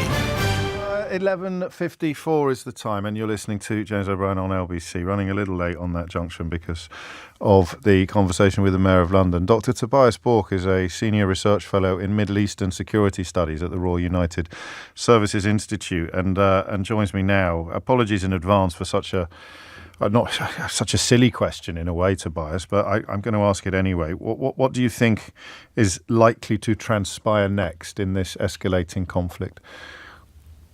Yeah, thanks for having me. I think it is a very difficult thing to predict at this point, of course. I think we sort of have two paths in front of us. One is that this remains contained to Gaza and southern Israel. I think it's almost certain that Israel's military response will be extremely hard, aggressive, and extensive within Gaza. And we're seeing the beginning of that already. Now, the question, so the first option is that this remains a conflict that is in Gaza, around Gaza, and that is it. The other option is that we do see groups like Hezbollah in southern Lebanon, or some of the militant factions in the West Bank, or others around the region looking to intervene in this, and that then turns into a sort of spiral of escalation that spreads wider, and for Israel itself becomes a two-front conflict: one in Gaza, one on its northern border. But I think those are currently the two options that we have in front of us. I mean, logistically, presumably the Israeli forces are far superior. Absolutely. I mean, look, Israel has by far the most well-equipped, best trained, strongest military in the Middle East region. So there's no doubt about who has the military, superiority here. Do you think that they will send troops into Gaza? I think that is probably the question that Israeli military leaders, but especially political leaders, are weighing right now. Prime Minister Netanyahu has made it pretty clear that he does not see this as yet another round of conflict around Gaza, or I think he put it, not another round of fighting. This is a war. So then the question becomes, what makes it different, right? And I think for a ground invasion, which I think is definitely a distinct possibility, the big question there is the question of the hostages, of course. On the one hand, you would assume that Hamas has taken hostages in order to achieve some kind of objective, in order to perhaps have some form of deterrent effect. But I think that this attack has been so of such a scale that any form of deterrence is kind of out of the window. And I sort of expect a very, very strong Israeli response, and I would not be surprised if that includes a significant deployment of ground forces into Gaza. I see. And finally, Tobias, could you give us an indication of the scale of surprise at the scale of the attack, and indeed, for want of a better word, the success of it? Well, I mean, you hear Israeli leaders right now, right? They're talking about that this is Israel's 9/11. This is Israel's 9/11 and Pearl Harbor wrapped into one. Looking for superlatives to express just how big this is, and I think that answers your question in a way, right? Well, it answers half of it, because September the 11th kind of was freakish in both conception and execution, and yet Israel knows where the threat lies. It knows specifically to sort of points on a map where the threat is going to come from, and yet somehow all defences were breached on a spectacular scale. Well, but I think just because it was so spectacular, we have just never seen anything like this, right? This was not a few rockets or even a few hundred rockets. This was a couple of thousand rockets and a sort of very concerted, essentially invasion. No one had expected this. I had conversations last week with other people sort of looking at regional security and thinking about the different issues that we see coming up over the next few years. And this was precisely no one had this on their sort of radar. So I think it's an enormous surprise. You're right, Gaza is the source of threat. Hamas is the source of threat for Israel, but also one that I think Israel felt like it was able to manage. This weekend, that assumption was completely turned on its head. And what does that do to Netanyahu's position? Well, I think that's a big question, right? I mean, in the past, Israeli prime ministers have not been able to survive these kinds of security and military failures, right? Golda Meir, Menachem Begin, both of those wear out after significant military and security failures. So, Netanyahu, who has made security his thing, has some serious questions to answer. I don't think they're necessarily questions that are going to be answered in the next couple of days. Sure. I think that is for once the main part of this conflict, of this war, is over. But yeah, he will have to confront very significant questions, no doubt. Dr. Tobias Bork, Senior Research Fellow in Middle Eastern Security Studies at RUSI, the Royal United Services Institute. Thank you very much for your time. You're listening to James O'Brien on LBC. I've made an executive decision to do something completely different for the final hour of the programme. I'm going to give you a quick heads up. To celebrate 50 years of LBC, 20 of which I've actually been here, which Makes me feel like part of the furniture. Makes me feel like an old chair. I think we could do an hour of your most memorable moments as a listener. I think that might be quite appropriate, actually, and hopefully quite uplifting. It's 12 noon. James O'Brien on LBC. James O'Brien on LBC. 4 minutes after 12 is the time. Now, I have to warn you in advance that you need a slightly overdeveloped ego to do this job. There are one or two presenters who have somehow managed to get behind a microphone on LBC over the last 50 years who have never struck me as being possessed of overdeveloped ego. There may even be one or two on the schedule currently, but I'm not so sure about that, actually. So you do need a slightly overdeveloped ego to do this job, which is fine. And, self-knowledge is a wonderful thing. So I am prepared for other people's programmes to feature more heavily than mine in the hour that follows. Not least because for 30 years of LBC's history, I wasn't even here. I think my first introduction to this station was probably Brian Hayes, who was in this slot and who could quite easily start an argument in an empty room. A supreme broadcaster, one of the absolute best, and an absolute stalwart of LBC. Also, for those of us that grew up outside London, watching blockbusters and not knowing that Bob Holness was keeping people company in London on LBC and in the company of the great Douglas Cameron, all sorts of things. But what I thought we'd do today, and I'm going to get loads of text coming in as well, but I'd like you just to share with me and everybody else your most memorable LBC moment. It can be deadly serious, because there have been some astonishingly serious moments. In fact, I think quite possibly Tamar's call from really early doors today will be one of the ones that stays with me for a very, very long time. And it could also be ridiculously silly. See, the problem now is if I give you some of my favourites, then it kind of robs you of the opportunity to ring in and share them. But there is one. When Nigel Farage presented on this station, what was particularly lovely about this was the visual clip, because you could see him visibly preening in the most sort of pathetic way. It was almost twirling his moustaches if he'd had any moustaches, because someone rang in to say that they had voted to remain in the European Union, but they'd changed their minds. And Farage sort of simpers a bit and goes, "Oh, and what prompted you to change your mind?" And he's obviously expecting the caller to say, "Well, I've got to admit it was listening to you." And the caller says, "As cool as you like," without even breaking a beat for a moment, just as "I got kicked in the head by a horse." And it was, I listen, simultaneously, for a presenter, it was quite chilling, because it can happen to any of us. But also as a patriot, as someone who loves this country and has a deep and abiding problem with the people that have inflicted so much unnecessary damage on it, it was lovely to see one of the worst arsonists and saboteurs get rinsed so effectively in public. So that was... is it, 2 or 3? You're all saying that one. You're all going for that one already before I'd even shared it with you as one of my favourite moments. 7 minutes after 12. In terms of more serious moments, I had the privilege of meeting a lady called Lily Pohlman, who was a Holocaust survivor and who rang into the programme. She didn't just ring me, I have to stress. She was a bit of a regular, in fact, on LBC, but she was a storyteller of such astonishing warmth and insight that she relayed her life story and elements of it on the radio so powerfully. I then had the privilege of getting to know her off air, and she joined me on stage for a Make Some Noise fundraising event at the Leicester Square Theatre and became a friend of mine. We lost her during lockdown. I was able to attend her funeral, and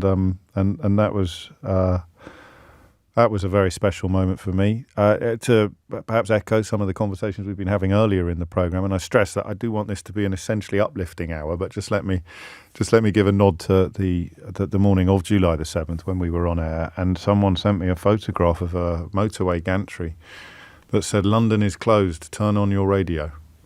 I pray that I never have a moment like that again in my broadcasting career, and I was still very, very wet behind the ears back then, but that gives you an indication of the role that radio in particular or radio in general and LBC in particular can play in the lives of people listening. So 8 minutes after 12 is the time. Look back over your listening years in some ways, the bigger prizes will be reserved for the oldest memory. If you could remember something from 40 odd years ago, it'd be particularly interesting for those of us who were still in nappies at the time. And give us a call on your most memorable moment from the 50 years of broadcasting that LBC is currently celebrating. 0345 6060 973 is the number that you need. Don't hold back. And I'll tell you something else as well. There was a lovely call with Nick from a chap called Charlie, I think, who said that his father was such an LBC addict that he passed away with us playing in the background. He didn't reveal which presenter was actually on duty at during his dad's final moments, but he said he never rang in. He wasn't the sort of person to ring in. And I thought, well, what is the sort of person to ring in? But this is one of those hours where if you're not the sort of person to ring in, whatever that means, then you could actually ring in. This could be one of those moments where you don't really. It's certainly not going to be a scrap, is it? Or you don't have to have a dog in the fight, as it were. You've just got a little memory of something that happened on your radio that tickled you pink. 0345 6060 973 is the number you need, and we'll take whatever you've got, including contributors, presenters who I may not even be aware of. Everyone's done a shift here at some point in the last 50 years. Pretty much every presenter you've ever heard of. Michael Parkinson was in this slot for a while, not a very long while. Richard Littlejohn was in this slot for a while. But those of us who've had the privilege of really being able to keep you company for decades rather than years, sometimes need a little bit of a reminder about some of the other stuff. So we'll get the phone lines open. I shall risk going in on the texts, which I'll probably regret immediately. Nathan in Sheffield, kicked in the head by a horse. Nick Abbott every Friday and Saturday night, but on a serious note, he says the first call into Ian Dale's drive time show from an eyewitness to Lee Rigby's murder is something that I will never forget. An astonishing text in a way, Nathan, because you've managed to relay in 4 lines how much territory we can cover, how much we can do, the ups and the downs. 46 years ago, as an 8-year-old, I'd listened to LBC under the covers in bed, says Jason. Tommy Boyd was doing a show on words spelt by calculators when held upside down. And it's fair to say that the then LBC phone number provided much hilarity. I like that. Another one for the kick in the head by the horse. I think we'll probably park that one now.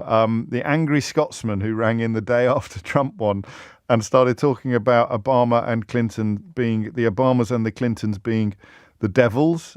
We got the lovely lad in Leeds he was from Leeds, but he was living in China. Luke, his name was, who rang in a lot during lockdown. That's a nice one. There have been many good moments, James, but a particularly funny one was when Sheila was having a coughing fit during a call. Yet the caller still badgered her, and she hung up on him. I don't think you'll find it anywhere, but she might remember, suggests Harge. Your interview, kebabbing with Ian Duncan Smith, that was back in the day. That was before the Farage one.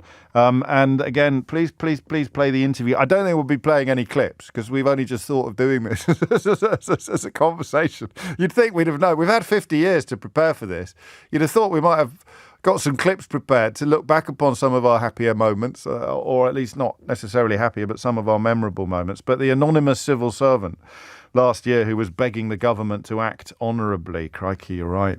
I don't think that story's actually over yet. I think there are still some repercussions. And for me, James, says another James, it has to be your Brexit callers.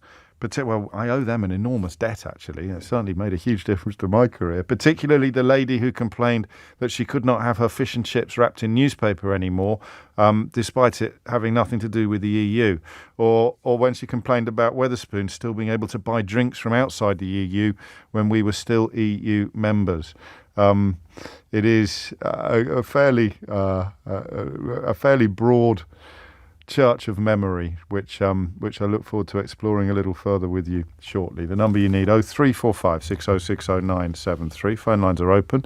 And I just want to know, the Kebab Awards call it. These are all very recent. What's it called when, like, you do what are the top 50 albums and Robbie Williams comes in third? I love Robbie Williams, don't get me wrong, but there's no way that he has released the third finest album of all time. So there's quite a lot of The Kebab Awards call was pretty good, but I don't think it was...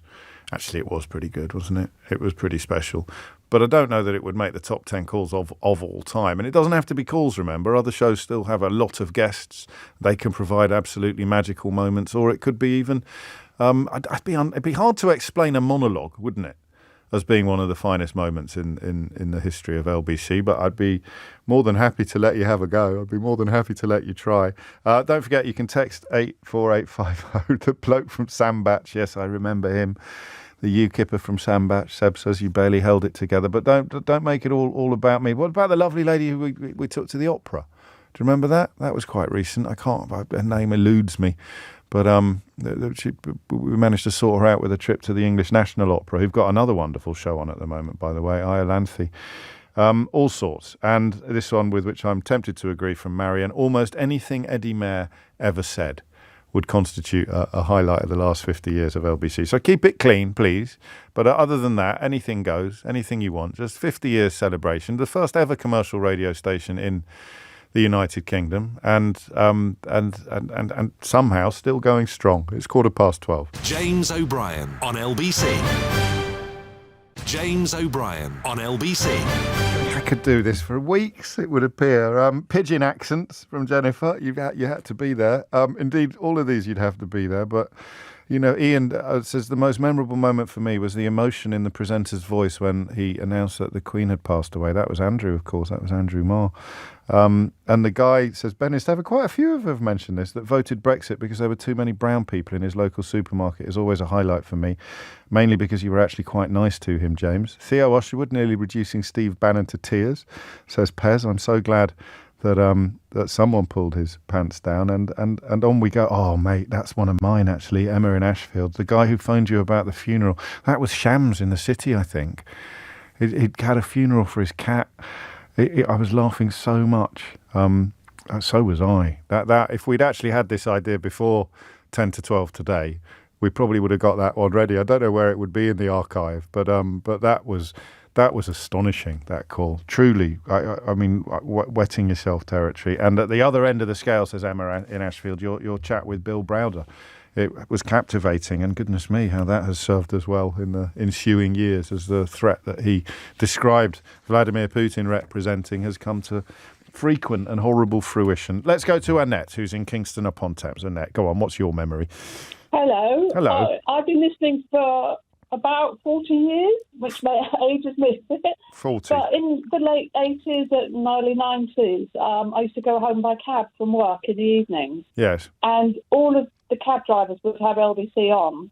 And if they didn't, I'd ask them to switch it on.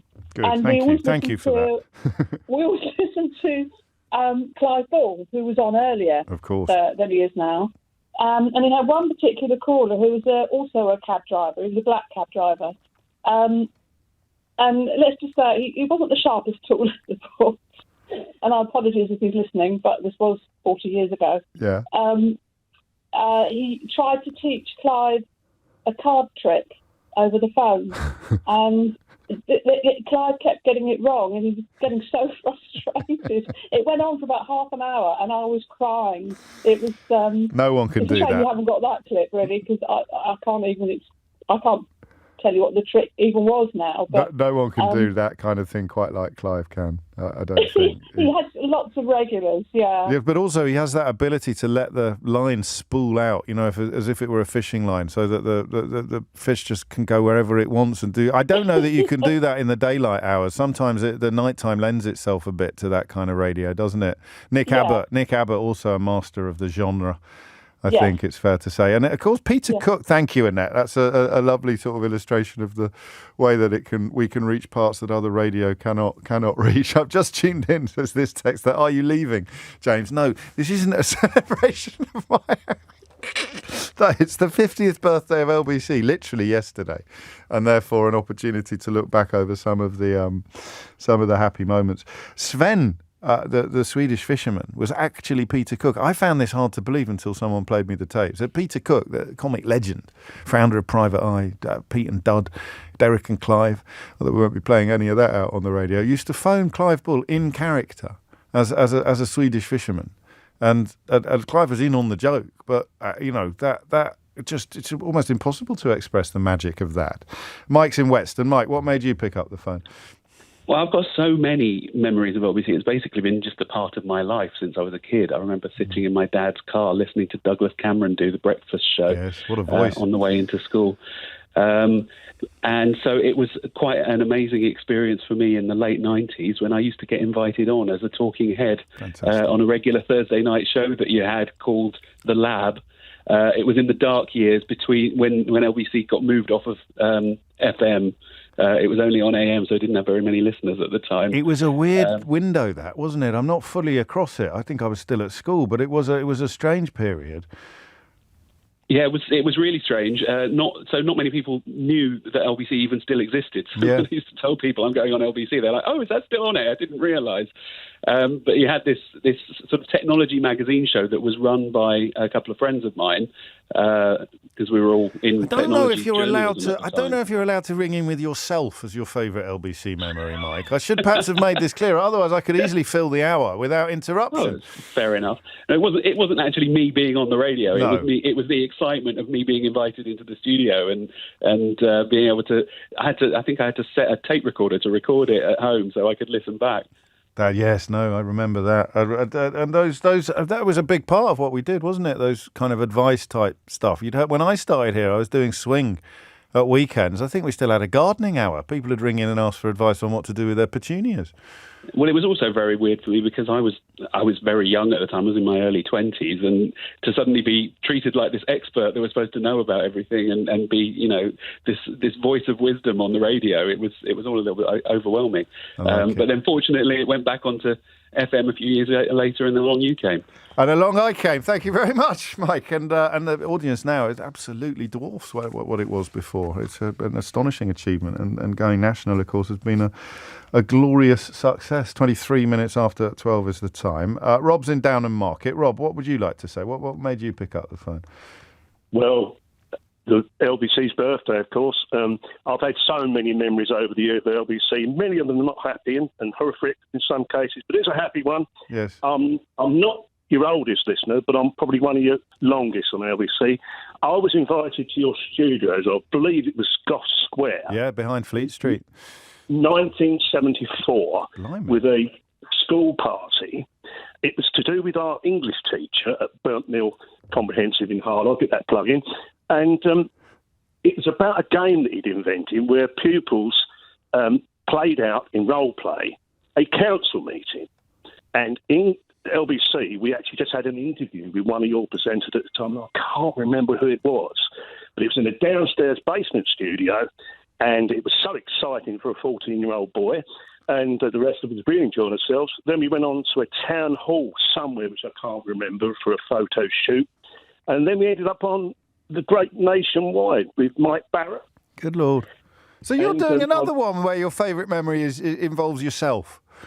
Well, to be honest this isn't quite what I envisaged when I talked about ego at the beginning of this hour, Rob. Well, I'm not quite up to your standards, but I'll be honest with you, it's only through going there that I actually knew of LBC. Yeah, fair enough. And it was recorded during the week, and they played it back in the morning, either on the following Saturday or Sunday. And I often wonder in the archives whether it still exists or the nationwide. Highly unlikely, mate. Absolutely no chance, actually, probably, is the more accurate answer. No, I think I will say, like the gentleman earlier on the earlier show has had the radio on and he died listening to it. Yeah. Well, I put the LBC on when I go to bed. It's on all night, so if I wake up, I hear it. And it's on until I get up in the morning, and it's a godsend, absolute godsend. I think we forget that sometimes, but it cuts both ways, especially during lockdown. I was really, really conscious of there being two ends of the conversation, that kind of weird period of broadcasting from a shed in my garden and feeling really oddly dislocated and isolated. I never felt that bond more strongly about both ends of the broadcast, as it were. Thank you, Robert. Yes, when Ian Lee and me had a running race live on the radio, that was fairly memorable. And Rhys in Barnsley says, don't forget your rap. I'd love to forget my rap, Rhys, actually. J to the O to the O to the B. Marty's in Belfast. Marty, what would you like to say? James, good afternoon. Hello. I've been listening to LBC since I think about 2016. 2015, 2016. Okay. So you're quite a newcomer then, relatively speaking. Relatively speaking. My most favourite moment is a very, very recent one, and it was your live fact-checking of Boris Johnson's resignation letter. Yes. I would have preferred a different presenter had done this slot, because I would have still picked this. I think it is one of the most epic bits of radio I've ever heard in my life. Well, brilliant. That's incredibly kind of you, but there was an awful lot of material to work with. But I don't know if you heard Eddie Mair's sort of farewell takedown of Boris Johnson around the same time, which even my overextended ego doesn't quite stretch to denying was probably even better, Marty. I think that... I must have a look for it, because I have rewatched your fact-checking of the letter, I would say, at least half a dozen times on YouTube. That's even more than I have.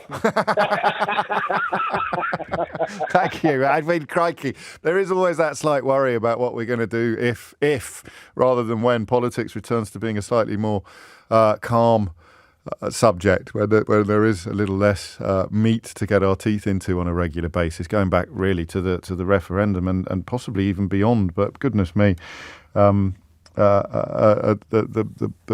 crikey, the choppy waters that we've had to navigate in the last 10 years, at least, probably the choppiest of the entire 50. Thank you, Marty. That was very kind of you. Jeremy Beadle was great on LBC. Must have been around the late 70s, early 80s. He must have had an A to Z, because he often suggested he knew people in roads from the area that they called up in. He also did one of the biggest pranks ever, I think, in radio, and pretended that he was broadcasting the entire show from the London Underground, which would be technically impossible. But Beadle, who I didn't listen to, I only really knew him from Game for a Laugh and Beadle's About later. He was on here when I was still in short trousers living in Kidderminster, but the legend lives on. And he did a thing where he had a producer called Bavin, who was still spoken of in hushed tones when I started here. And he did the entire show pretending to be on the London Underground, to the point where people were waiting for him at stations, because he was doing it all in real time. Is it right? We're now going from South Kensington to Gloucester Road. People were waiting for him at stations. And I think Transport for London got the hump, and they kind of had to warn about disruption, because the people turning up at stations in the hope of seeing Jeremy Beadle presenting the programme from a tube train. When he was back in the studio, he was in the normal studio. It was all completely manufactured and invented, but the levels of creativity involved in that were astonishing. And I've just remembered of something a bit embarrassing for me. Do you remember when the Beagle got lost in space? Do you remember that? There was a scientist, and Alex James from Blur was involved in it. Was it Mars? They sent a probe to Mars called the Beagle, and it got lost, or they lost contact with the Beagle. It was quite a big story at the time, about 10 years ago. So I thought this would be hilarious. I phoned Jeremy Beadle and asked him if I would do something live on the radio trying to make contact with the Beagle that was lost on Mars, and he'd come on the line and say hello, and we'd have a moment of comedy during which it would emerge that I'd actually accidentally got hold of the Beadle as opposed to the Beagle. And I thought that was really funny, and I get a bit self-conscious or insecure sometimes when I'm talking to big cheeses, so I plucked up the courage to ring him, and I ran it by him. I think I did, or did the producer do it on speakerphone? Anyway, I can't remember. His response was, "Oh no, I think that sounds a bit naff, really." And we were crushed. We thought we'd come up with a brilliant treatment worthy of the great LBC prankster himself, but he thought it was rubbish. Thank you for the memory, David. You're right. I think he did have an A to Z in the studio. So you'd ring in and say, "It's whereabouts in Uxbridge?" Oh yes, right. So do you know Keith on Acacia Avenue? And you'd just be leafing through the A to Z. James O'Brien on LBC. James O'Brien on LBC. 12:34 is the time. We're not going to touch the sides, are we, on this one? We're really not. A couple of mentions of my old mate Theo Usherwood, actually, which is a mark of the impression he made during his time here. Ben says, hearing Theo's voice after he'd recovered from his, you say near-death fight with COVID, it was actually that grim, wasn't it? And we were all so worried about him. I think that's the closest I came to cracking up on air. And then we welcomed him back. And Jane replies with, my favourite ever moment was with two of my favourite people, Theo and Eddie Mayer, when Theo's little boy interrupted the live broadcast. Was he flooding the house or something like that? He turned on the hose. What? He had the garden. He was flooding the garden. I miss them both. You and me both, Jane. Christoph's in Wembley Park. Christoph, what would you like to say? Well, mine are about Clive Bull, and I actually wonder whether I haven't been the victim of his incredible subtlety. Because, I mean, when you worked out, when you became in the know, yes, and you think, he just... Anyway, my two are... Clive Bull used to have this competition where he used to play a country's national anthem, and people had to ring in to try and work, and say which country it was. And there was a lady called Alicia from Bloomsbury, and she almost always rang in every week and guessed correctly. And other listeners would ring in. And then about 2 years after this, I kind of found this CD which had the national anthems of all the countries on it. Obviously Clive and Alicia both had this CD, and my other Clive Bull one, and this is where I really wonder, am I really the victim of Clive? But where I think it must have been in the late 80s, 3 or 4 in the morning, Clive received a call, and it was from Frank Zappa. Oh, yeah. Now, do you remember Frank Zappa? Of course I remember Frank Zappa, father of Dweezil and Moon Unit. Yeah. And the thing is that I don't know whether this was on purpose or what, but it appeared that Clive Bull didn't really know who he was. He just treated him exactly like he would treat any other caller. And I was going to think, come on, don't you know who this guy is? And I can't remember what they were talking about, or the subject was, because I was just like, Clive, how can you be reacting like this to Frank Zappa? How remarkable. I mean, why was he ringing in? Was he here on tour, or do we know? Yeah, can you remember? I don't know. I have no idea. Well, because Clive didn't ask him about that, you see. Clive didn't say, why are you in London then, Frank? Or didn't even do that. Like that. But that's Clive in a nutshell, isn't it? The most supremely unruffleable man in the history of the world. I didn't know, Christoph, that my friend Kira was with Peter Cook when he used to ring in doing Sven. She was working for him. She says, she's texted me to say, I used to sit next to him when he was calling LBC. I was only 18 or 19 years old. He also did a character, I think, called E.L. Wisty. It's all in Harry Thompson's. Yes. It's all in Harry Thompson's biography of Cook, of Peter Cook. Amazing, really, how it gets into your brain, isn't it? And continues to do so. Thank you, Christoph. I like that. 12:37 is the time. Ian's in Birmingham. Ian, what would you like to say? Is Ian in Birmingham, or is Ian up there? I love that. You can't have a tribute to 50 years of LBC without a line going down. Did you do that on purpose, Ian? I did, yeah, definitely. Very good, we're going thank to go you. with that, right? Perfect stuff. Look at that for off-the-cuff creativity live on your radio. What would you like to say, mate? Eddie Mayer did a series of interviews with Steve Hewlett after he got diagnosed with esophageal cancer. That was on Radio 4. No, it was it? Yeah.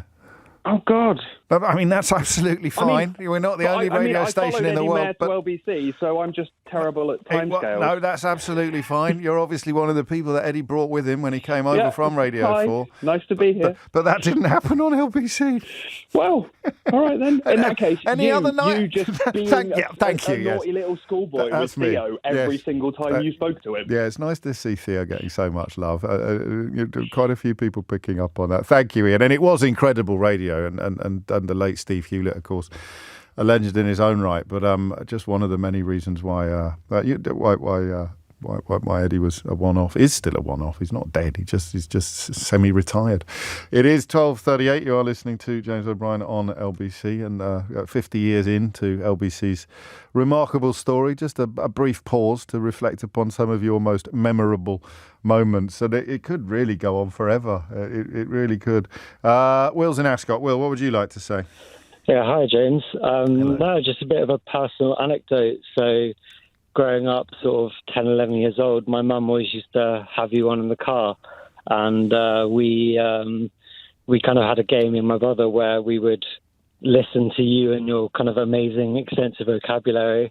And our game was to kind of pick a word each day that we didn't know, look up, and then try and use it in our homework. And I remember quite distinctly one day my English teacher picking me out in front of the class saying how amazing some of the words I was using just from I'll listening take to all you. the credit. I'll take all the credit for that, Will.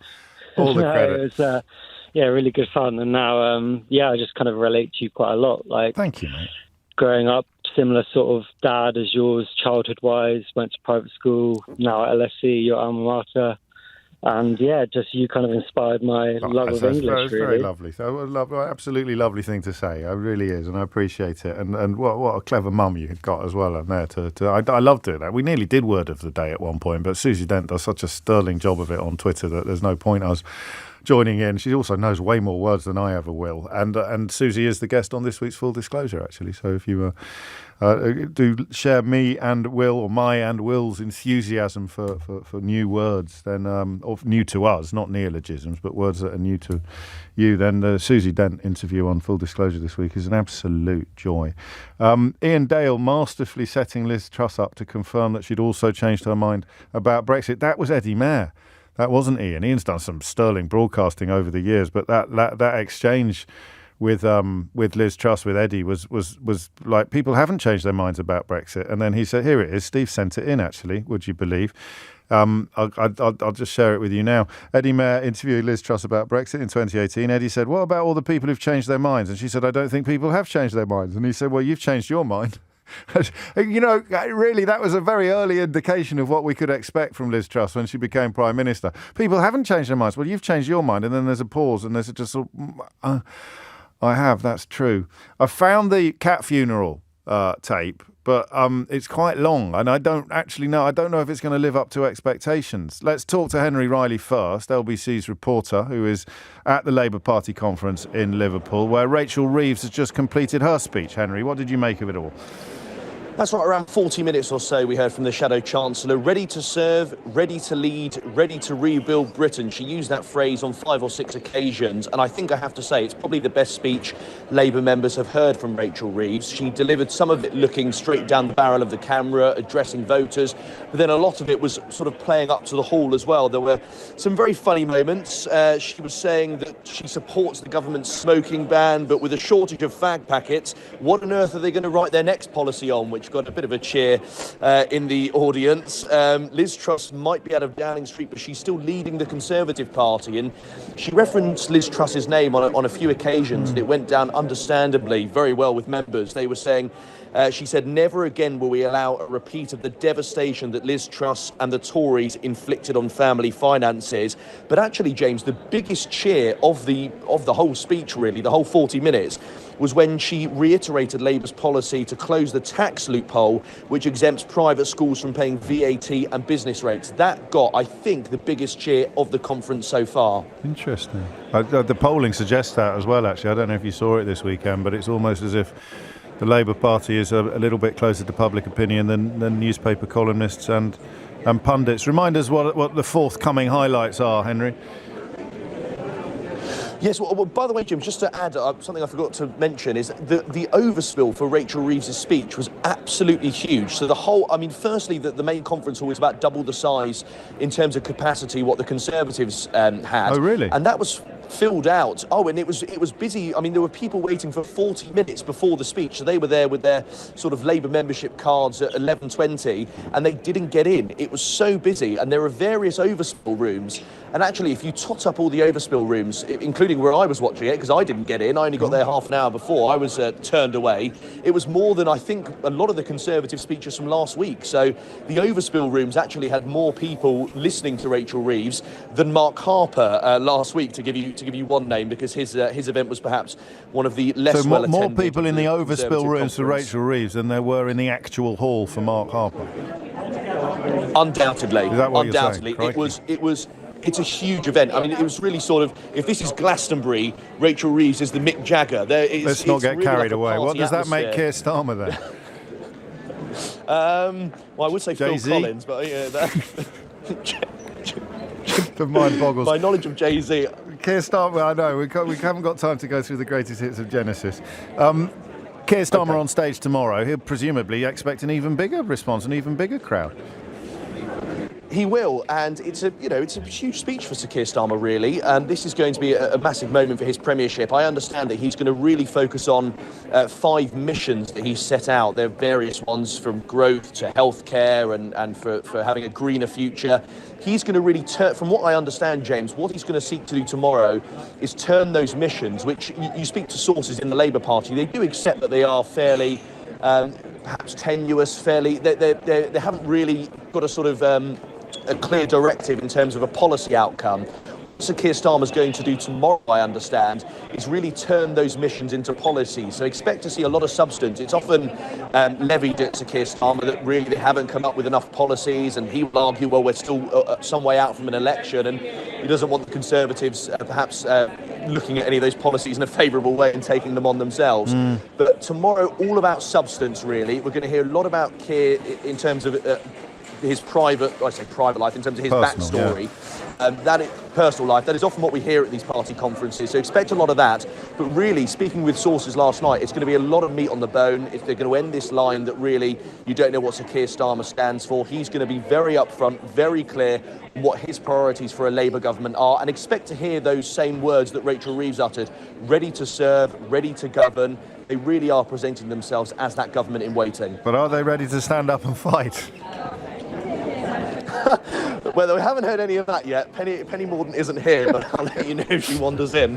We'll have to wait and see. Henry Riley live from Liverpool, where, as you hear, as you know, the Labour Party are having their annual conference. We, meanwhile, back in London, are celebrating 50 years of LBC by reflecting upon some of our most felicitous memories, or indeed most moving memories, on the question of that anniversary. I don't know. I'll take advisement during the next junction on whether or not we play out the whole 6 minutes of the cat funeral call, which I thought was the essence, in a way, of the magic that sometimes appears on your radio without anyone planning it or being able to predict it or knowing that it's going to happen. James O'Brien on LBC. James O'Brien on LBC. 10 to 1 is the time. Mike says, I won't get on air with this because I've already been on once this hour, but I have a very clear memory of sitting outside my office, unable to get out of my car because I was listening to Frank Lampard call in to hold you to account. And he adds, that and the time I bumped into you in Covent Garden and you didn't have the foggiest who I was. I remember both events. I think it's the only Sony Award I ever won, was for that, frankly, bizarre Frank Lampard conversation, to which there is a postscript that I will never be able to share, I don't think, until I write my memoirs.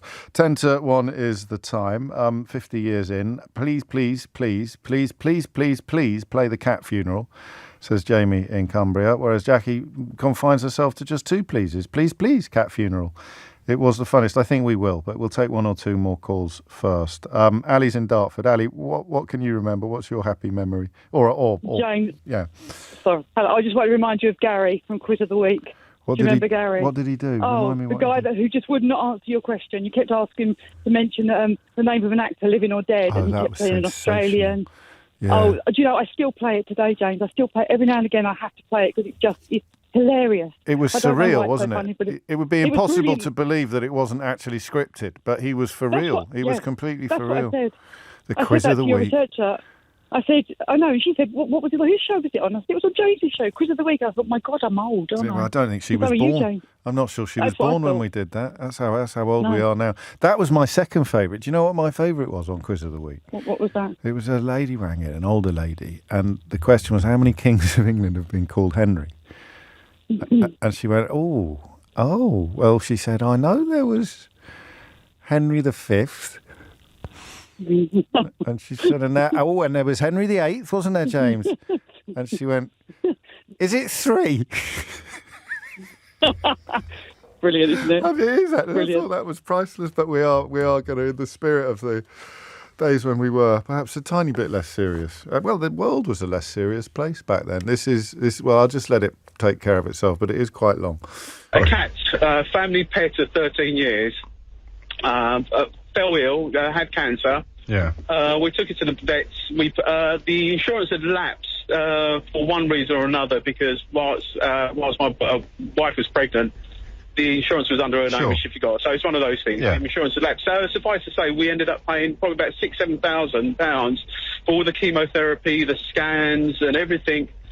to give him probably about 9 months of life. I remember, yes, I do remember now.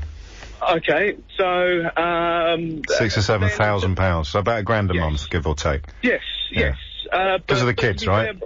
Yeah, for the kids and also for my wife. My wife and I are in a fortunate position. We're in well-paid jobs. It would have been hypocritical for us to be spending thousands on our hobbies and not on what we saw was a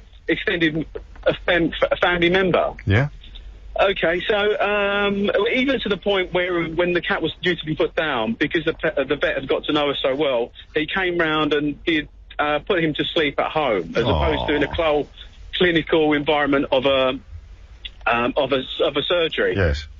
Anyway, so now it comes around to the funeral, and I don't know. I mean, I've spoken to you several times, James, and you're an evangelical atheist. It was difficult for me to say to my children, "Look, we're going to bury the cat, and the cat's going to go to catty heaven." I couldn't. It was just so hypocritical for me. So I thought, okay, what's the best way we can do this? Yeah. We thought, okay, we can cremate the cat, take him out to sea, let the ashes then go up with the atmosphere. So I could explain to the kids, look, he's atoms and he's everywhere you are. Every time it rains, every time you breathe, he's with you. You don't have to have this. He hasn't gone to catty heaven, but he's everywhere. His atoms are everywhere. He's gone up in with the air currents, etc. Yeah, with the atmosphere. Sorry. So that was my way of trying to. How did that work out for you? Very well, because I'll tell you at the end. Anyway, so I'm travelling. I travel quite extensively for my job. Yeah. And my wife says she will organise the funeral. So I said, fine. So for the cat. Yeah, right. So the cat has been taken after the cat was put down. The cat was taken away by the. What was the cat called? Can we give it a name? I feel it's all a bit anonymous. Jojo. Poor old Jojo. James, please do not try and speak up because mate, I'm not. I'm with you, mate. I don't know how I'm holding it together. Get on with the story, seriously. Poor little Jojo. Jojo was taken away by the vet and was cremated and was sent back in a ethical, recyclable container that would dissolve in water eventually. Right. A cardboard box. So my wife, a cardboard box that costs £300. An ethical, decomposable, what's the word? What do they call it? Stuff that decomposes in the biodegradable box. Yeah, all right, carry on. 300 quid, I saw you coming. Carry on, Sam. So my wife's called me. I'm working on it. My wife's called me and said, look, I've organised a funeral. It's going to be this Saturday. It's in Brighton. Where do you live? In Waltham Abbey. So he said, that's good. What's it got to do with Brighton? Why? Sorry. Brighton is a place we go quite often as a family. Okay. It's the nicest. It's a nice area. Brighton's been in Brighton. Yeah. Okay. Yeah. So I said, didn't think anything of it. The Saturday comes, so we all drive down to Brighton, a family of 4, with the cat in the ethical recyclable box. Yeah. We turn up at Brighton Marina. We eventually find this boat. Now, this boat, I was thinking it was going to be a dinghy, one man in his dinghy, with a little GPS device, because apparently he will mark the corners where you laid him to rest and then provide that to you. With like a matter grid reference, as it were. Yes. That's nice. Yes. That's nice. Yes. So I'm James. I can hear the. Oh, no, you can't, mate. Seriously, no, you can't. I've changed. So I'm thinking it's going to be one man and his dog and a dinghy. Turned up, and it's a proper funeral boat. No way. That holds about 40 people. Oh. So we turned up.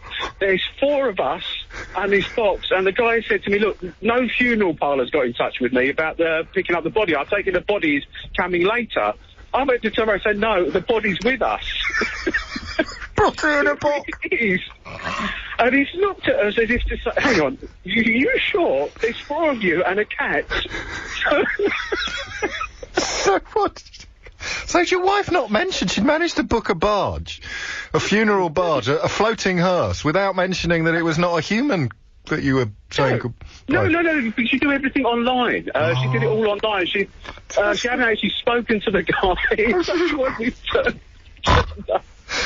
I tried my best. I mean, I tried my best not to snigger. I can see the funny side now, but it was a very, very, how can I put it? Not spiritual. Spiritual is the wrong word, but for the kids, it was a nice way for them to say, yeah, it works. Because the following day when it rained, the first thing is my kids said, look, we want to go outside and stand outside in the rain because we want to be close to Jojo. Oh, mate, that's just lovely. And I have been sniggering, but I'm not going to snigger at that. That's you know, that's why you did it. Had the captain done any other cats? Sorry? Had the captain of the boat ever done a cat before? No, I think not. But the thing was, because it's biodegradable box, we put it out at sea, but it took 35 minutes for it to sink. So we sat there for 35 minutes. I shouldn't be laughing. James, you're so bad. I can't believe the cat wasn't called Bob.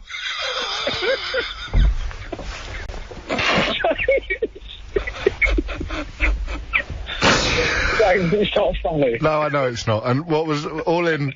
How much did it set you back the day? Leaving aside the petrol to Brighton and stuff, just for the service, the ceremony. About $1,000. It was £850 for the boat.